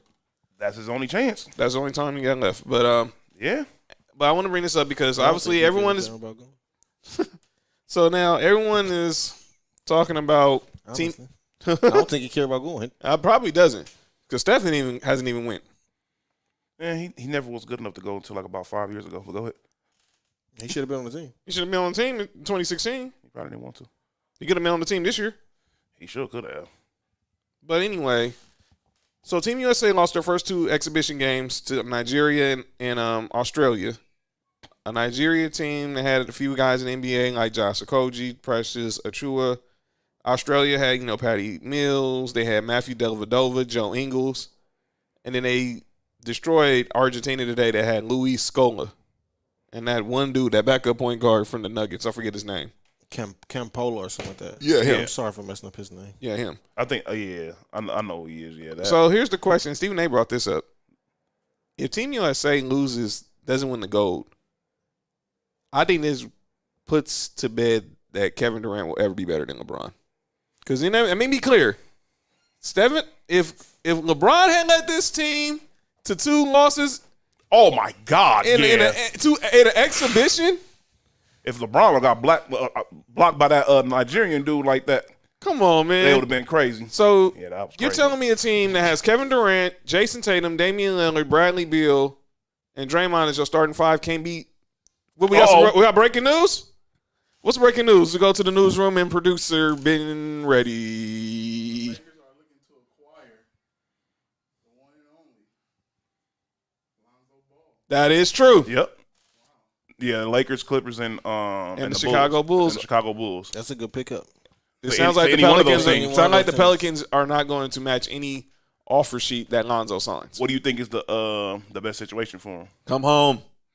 Come on. I don't think. Come the on, Lakers, Lon. I don't think the Lakers are the best situation for him. I don't think he goes to the- I'm not just saying that because I'm a Clipper fan. Well, y'all need a point guard. We need a point guard too because we're not. Dennis Schroeder can kick rocks. Y'all need somebody who can score. Yeah, and he wouldn't be the right fit for y'all system. Well, I think know- he'll be a right fit if they get a shooter or another slasher. Well, that's Yeah. another name that came up for the Lakers was DeMar DeRozan.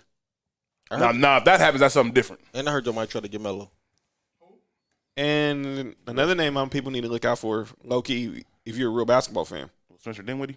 Well, him too. DeJounte Murray.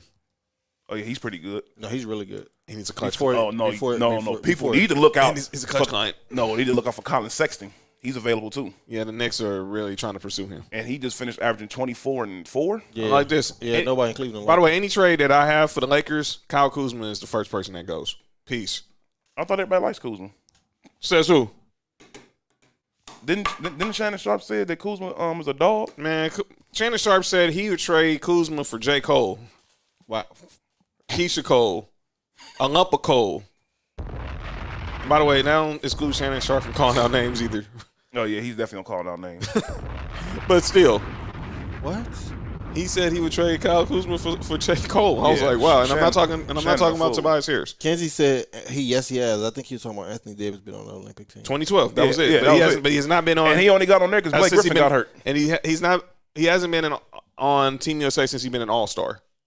Nah. But yeah, so is it panic? So I can't get too bent out of shape over losing exhibition games.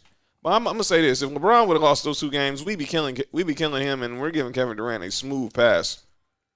Yeah. But I agree. digress. Kuzma plays for He was in he was in 2014. that was a world Cup. championship. Mhm. It was a Um, USA team though, right? Yeah. Yeah, that's what I'm saying. the FIBA? Yeah. Oh yeah. He was on that. He wasn't gold. Yeah, that's cool. There's nothing against FIBA. I didn't mean to brush them off like that. There's a couple of issues with the team though. I don't care about preseason games. Basically, this is basically what this is. Right. I'm the same way with the Clippers and the Raiders. You know, preseason games I don't really care about. But there's 2 issues that I see with the team that I think that's going to carry on unless they figure this out. That is. The first issue is that they need to realize that these aren't NBA refs. They're not about to give you guys these superstar calls that y'all are so used to getting. Good point. Okay, that's one. These referees, they are going to call the game the way it's supposed to be called. You know, they don't care who you. Everybody at this point, everybody's a superstar in some way. You know, even though these Nigerian teams aren't maybe not as good as the USA team, in Nigeria they're the all stars. So you have to put that perspective into it as well. Second thing is, I think the USA's big problem is they don't have a true point guard.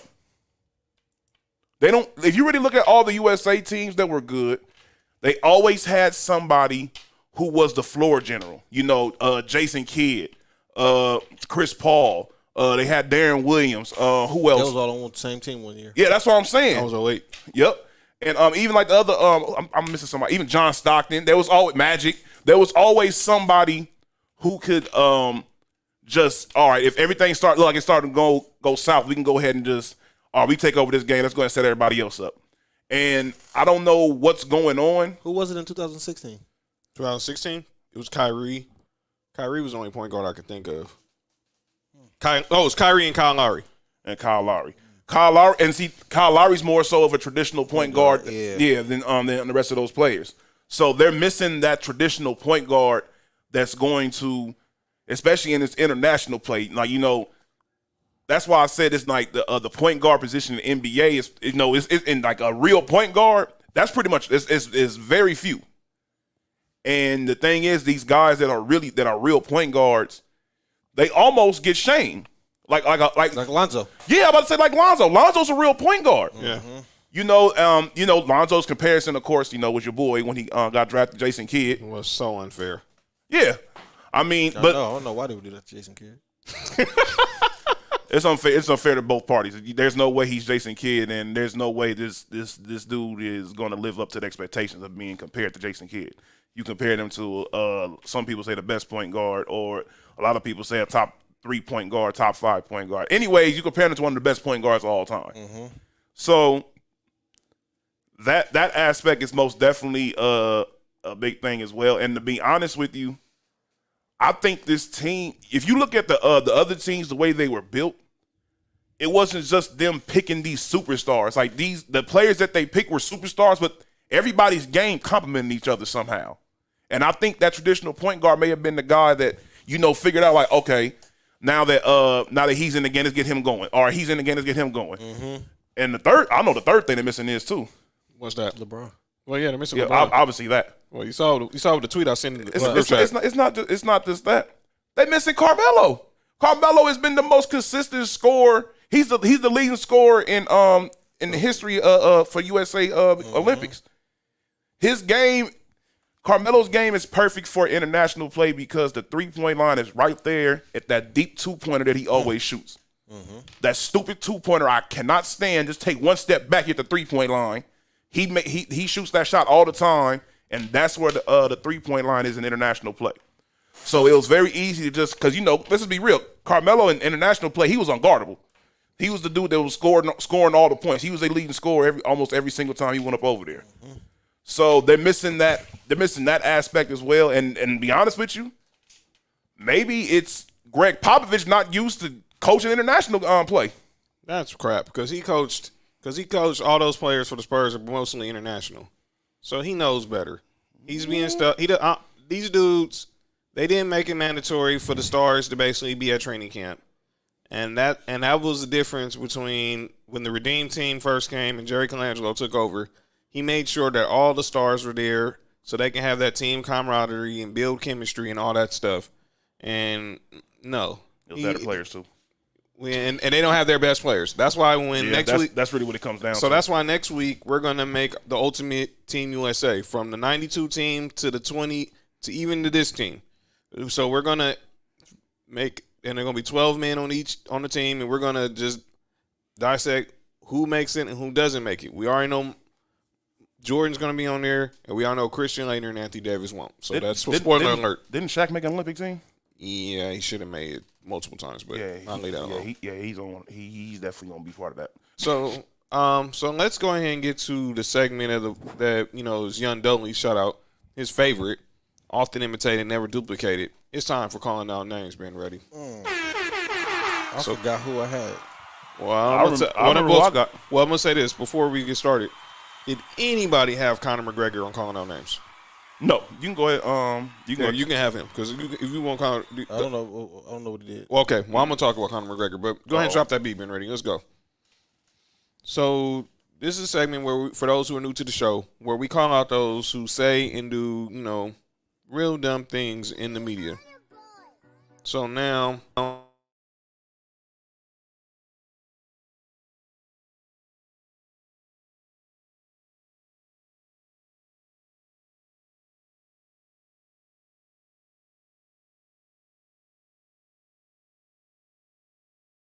Guess. 7 PM, right? Mm-hmm. Wrong. Wait, that was a morning game? What time did they play? They started a Dodgers game on the road at 11 a.m. Eastern time. Do you know what that time is here in LA? 8 o'clock. 8 o'clock. Most of the people out here didn't even watch the game probably. Are you kidding me? So let me get this straight, Rob Manfred. You put your World Series champs who are on a East Coast road trip on the 4th of July, your marquee holiday, not even an actually televised game, I might add, on at 8 o'clock local? Yeah, that's kind of stupid. Are you kidding me? I don't. That's kind of like you remember we said that about the USC game they had scheduled. It's pretty much the same thing. You don't schedule especially out here our time is we're 3 hours behind East Coast time, so like you said, 11 o'clock game out there is 8 o'clock. There's people still waking up at 8 o'clock around this time. There's people still sleep around 8 o'clock. Yes, sir. Especially on a holiday, people sleep until like 9, 10 o'clock. And 4th of July was on a Sunday, so people's partying Saturday. That's what I'm saying. How stupid can you Yeah, be? no, that's dumb. I gotta call out the ESPYs. Uh-oh. What the ESPYs do? It was a good show. Anthony Mackie did a great job. Love Maya Moore's speech. Love Paige Becker's speech. Uh-oh. Where they mess up at? So y'all had the best team nominees from 2020. Y'all didn't have the Lakers nominated for best team. Not that I don't care if they won, because then obviously they was going to Tampa Bay because it was a fan vote. The Lakers weren't nominated for one of the best teams. Wait, you said it was a fan vote? Yeah, Your question got answered. Go ahead. but the fans don't vote for who gets nominated. Oh yeah, that's ridiculous. And the Lakers were not included in any of the highlight montages at the beginning of the show. Maybe as the weird average fan would say, the bubble, they don't consider the bubble championship a real ring. Another thing, ESPYs, don't ever have a award show outdoors in New York ever again. It was raining on the rooftop at Pier 17. Black women and rain do not mix because they do not like getting their hair wet. No one want to hear it. Just be smart. All right, ESPN, you already got enough issues with race relations. Don't do that. The last person I'm calling out, I need you to cut the beat, Ben ready. Jonathan Watson. Man, I gotta call out Shannon Sharp.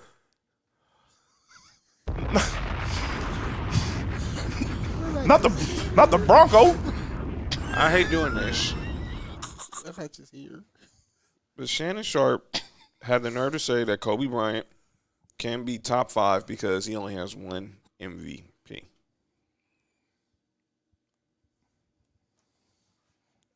You want me to do this one? The devil's advocate for this one. Yeah, you can do devil's Oh, advocate. yeah. All right. You advocating something? All right, look. Yeah, you can do devil's I may not agree with that with him saying that he's not a top 5 player, but his stance of saying that, all right, usually when you say somebody's one of the greatest of something, usually when it comes to the MVP award, they win multiples. Let's just be real. Think about it like this. Steve Nash stole one of Kobe's MVPs. He didn't steal nothing from Kobe. Yes, he did. How? He should not have won in 06. What was the Lakers' record in 06? They was like 45 and 37. He should not have won in 06. And what was Phoenix' record? They had the best record in basketball. Case closed. Go ahead. Okay. How many MVPs Shaq got? One. Shaq. Now I can say he robbed Shaq of one. Now this I always say I can defend one of Steve Nash's championships. I'm not championships. MVPs. I can't defend the second one. But if you want to say that, I can't say that somebody that he should have won over him just off the simple fact of he scored more points than him, because the impact that Steve Nash had on the Phoenix Suns most definitely went far beyond points. That's the reason why Shaq said Jason Kidd should win MVP that year. Tim Duncan won it. Pretty much, but not a digress, man. But Tim Duncan won back-to-back MVPs, didn't he? Yeah, that's what Shaq said. Jason Kidd should have won one. But Kenzie said, if that's the case, LeBron can't be the GOAT because he has a losing record in the finals. Yeah, let's get Bayless tell it. That's true. Wow, that's a team accomplishment. That's different than the MVP. That's an individual accomplishment. You can say, yeah, I agree with that, and you can also say LeBron actually might have played the best in the finals. Yeah. Well, outside of Jordan, that don't count. I'm gonna say this. Jordan don't count. But outside of Jordan, you can say LeBron might have had played the best in all his finals. I can't name 5 players all time who are better than Kobe Bryant. I'm sorry. Let me see. I can't, and I won't. LeBron. I said I can't. That's 1. Jordan. 2. Kareem. No. Wilt Chamberlain. No.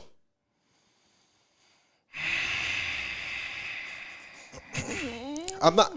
Listen. I told myself I'm not ever getting into these debates again. I got Kobe as 4 on mine. Who's the third person? Magic. I got Kobe as a 4th on mine. I disagree, but okay. But I only go with the players I've seen. Right. You know what I'm saying? Same here. So, as a top players I've seen, I got Jordan, LeBron, Magic, and Kobe. Now, I have heard people say, older people, Cap is the greatest that's ever done it. That's true. I've heard people say Wilt is the greatest I've ever done it. So, for you to just so quickly just to say no. Well, for me, it's no. I get you. I understand people who are older than me, a generation ahead of me, but nah, I can't because I never seen Kareem.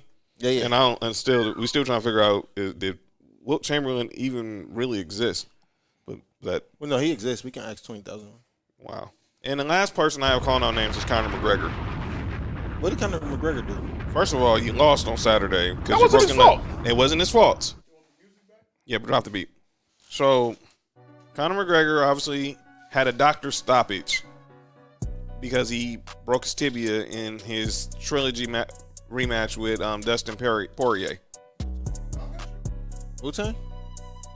Well, that's a guess. Is it Poirier? I don't remember. Whatever his name is. But he's the winner, and that's the third time. I think it's the second time defeating Conor McGregor. But Conor McGregor wanted to make sure that the match ended on a later on. This is a doctor stoppage. Stop. Yeah. Oh yeah, this show is over. No. You see, because Conor McGregor no getting no pass because he always be trying to diss on black people. No. Let me finish. Then he disses Dustin Poirier's wife. Who's like, I got your wife's in my DMs. You cannot talk stuff about this man's wife and you're laying on the canvas with a broken leg, fam. I'm sorry. And I blame USC because they embraced this culture. They let him basically say what he wants because he's a showman. Why is John like this?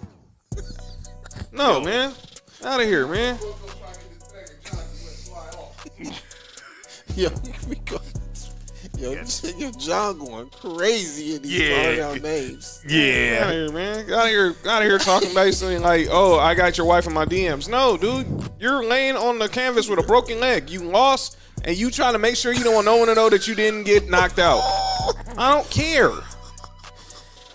Take the L, son. Hey, this is one of the funniest calling out names of all time. Take the L. This might be L. number 2. Take the L for real, man. One of y'all take the mic. I'm done. Hey, hold on. Hey, John, you won't call them out names. Why? Yo, John, you been losing it. Hey, John, what's wrong with John today? Hey, this is funny though. Hey, yo, this is a no rules edition of calling out names. Hey, yo, John channeled his inner Stephen A. Hey yo! Before the show next week, we gotta do healthcare checks on people. Like just to what? Make sure everybody's doing okay before the show. John is going crazy. John ain't trying to hear none of that shit. Oh, almost. Yeah, there we go. It's over. Show over. Yeah, good night. All right, look. Oh, John, crazy. I got for calling out names. I got older athletes. Oh boy. Man, cut the beat real fast. Listen, all you older athletes. I'm gonna more so go. Basketball players makes a little bit more sense, but these older football players. Let me tell y'all something. I understand y'all might have been the man back in the day. What happened? But whoa, yeah, that's wild. Bo Jackson, you said that if you said that if you was in today's game, you would average about 300 something yards per game. Bo Jackson, you know who you would be if you played today? You would be Derrick Henry. You'd be doing the same exact thing Derrick Henry is doing. He'd be better. He'd be a faster Derrick Henry. But I'm talking about as far as like the way he plays and the impact of the game, it would be Derrick Henry-ish. He's better than Derrick Henry, but that's the type of dude he would be up in this league. I'm not gonna say he would average 300. But I'm not saying he wouldn't be good in this league. I think he'd get 300 easy too. I don't know if he'll average it, but I think he'll get it easy. By the way, Isaac Bruce and Torrey Jose were the greatest wide receiver duo of all time. They're not better than Randy Moss and Chris Carter. That's why. Because you want to know why? Because neither one of them individually are better than Randy Moss or freaking Chris Carter. First of all, nobody's better than Randy Moss except for Jerry Rice.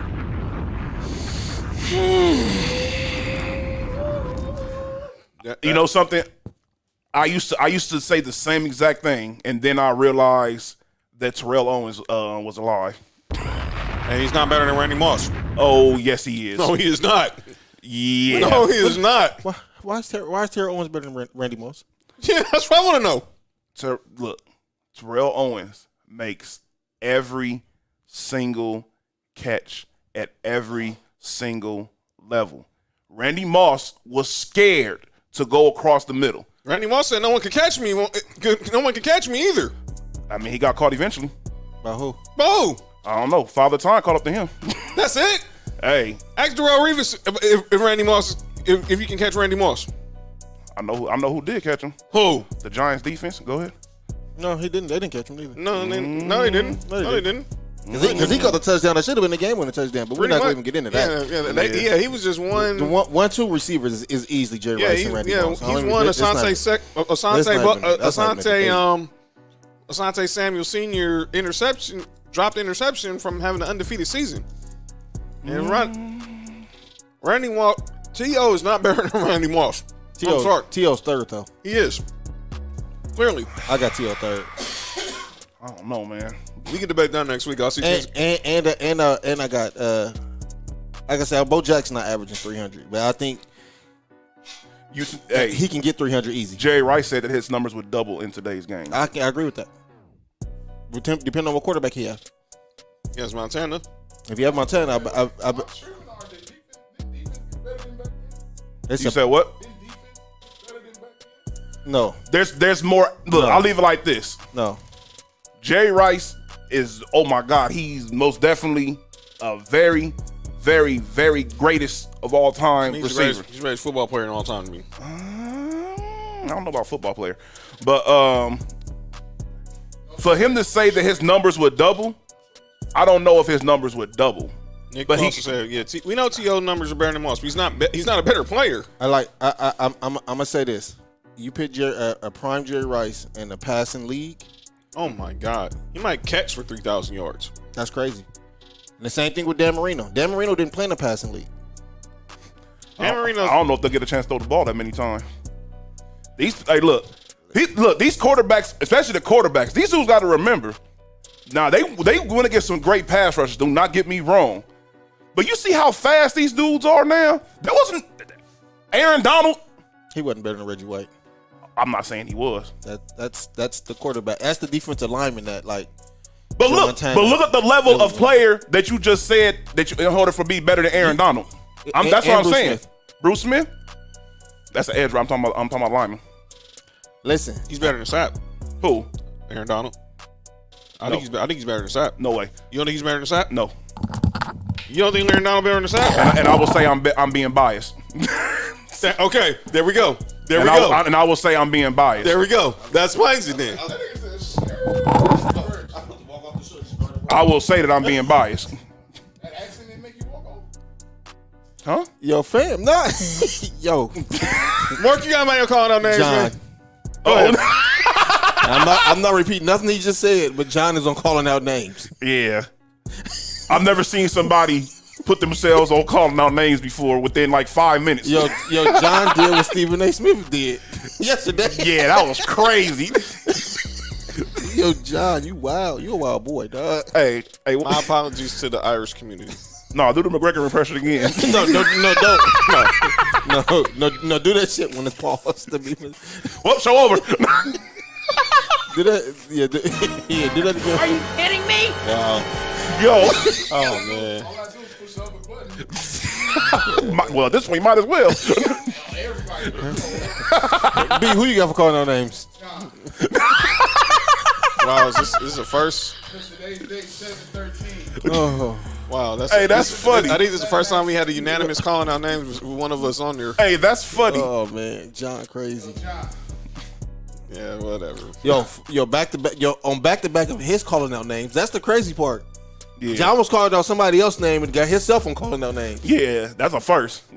Yo, John, you a wild boy. You funny though, dog. Yeah, that was hilarious. That was a good laugh right there. But after we end the show, you gotta do it again. Don't do it on air no more. Yeah, y'all can't hear that. Kids, do not try this at home. Yeah, Sophie, if you're watching, Sophie, if you're watching, do I'm not. be the one to say, I don't care. That was funny. No, that was hilarious. Sophie, if you're watching, do not imitate what Dad just did. Okay. That's crazy. All right. So yeah, Mark, so outside of me, do you have anybody you really want to call out? No. All right. I'm cool. All right, and that's calling out names, ladies and gentlemen. All right, we're going to head on out of here. Going into the bottom of the ninth, side the American League, they're finna win the All-Star game. They're up 5-2. Next week, we'll recap the NBA Finals. When we're back here next week, are we watching Game 6, yes or no? Yeah, yes. You're watching Milwaukee winning Game 6. When we're back here next week for Game 6, who's up 3-2? Who's up 3-2? Milwaukee. I say Phoenix. Milwaukee about to hit the freeway on this series.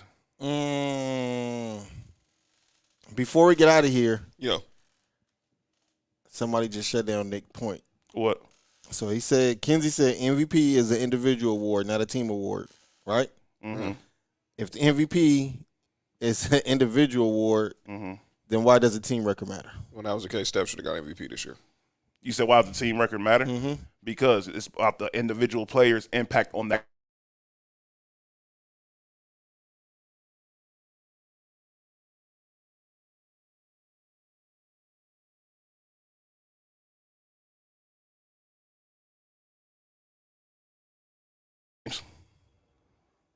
But okay, I'm not knocking that either. But are we really thinking that Steve Nash was more valuable than Kobe that year though? I mean, apparently he was. If Phoenix wasn't number one, it wasn't even in the playoffs the year before he got there. As soon as he got there, they was number one. That's the same thing with Jason Kidd in the Nets. Yeah. Well, I thought Jason Kidd should have won MVP that year. Jason Kidd in the Nets. If you think Jason Kidd should have won 02. If it's the same thing, then it should be Steve Nash explaining why he won. If it's the same exact aspect, and the same thing with Chris Paul, I said this year with the impact he had up over there. Consistent with that. Yeah. It's all in the same category. I'm not down your consistency, my brother. I think Kobe should have won at least one more MVP, but just unfortunately, his best years they weren't that good. I think LeBron should have won 5 more, but we're not getting in front of that. Yeah, it should be the LeBron James. It should be the LBJ award. Yeah, it really should be. He should get one more while he's here with the Lakers, but we'll see. They're not gonna let him get one with the Lakers, which stinks. So next week we're gonna be watching Game 6 here in studio. We're going to have our Ultimate Team USA. So tune in because we're going to have – each of us are going to come with 12 guys we think are worthy of being on the Ultimate Team USA team. And then whoever we disagree on, we're going to – it don't help what this dude's name is either. What the heck is that? He's working on Fox Nation. What you expect? Well, I'm glad the show was over already. But anyway – our Ultimate Team USA men's basketball team. And another topic I want to discuss next week, is it time to upgrade all-star games? In the wake of what we're seeing here, tomorrow the WNBA will have WNBA versus Team USA. Is it time to change? And there's the widow, of course, of the great Hank Aaron right there, as we honored the legend at this all-star break. Oh, yeah, man. One of the greats. Home run king, Henry Louis Aaron. So we're going to talk about that next week. MLB will restarting. Franchise deadline will be next week as well. So we'll talk about that. So we're going to head on out of here. Thank y'all for tuning in. Make sure you like on Facebook, subscribe on YouTube, download Spotify, Spreaker, Apple Podcasts. I'm John. That's Mark. That's Nick Freeze. That's Ben Ready. And this has been Sports for You, episode 57. We out. Peace.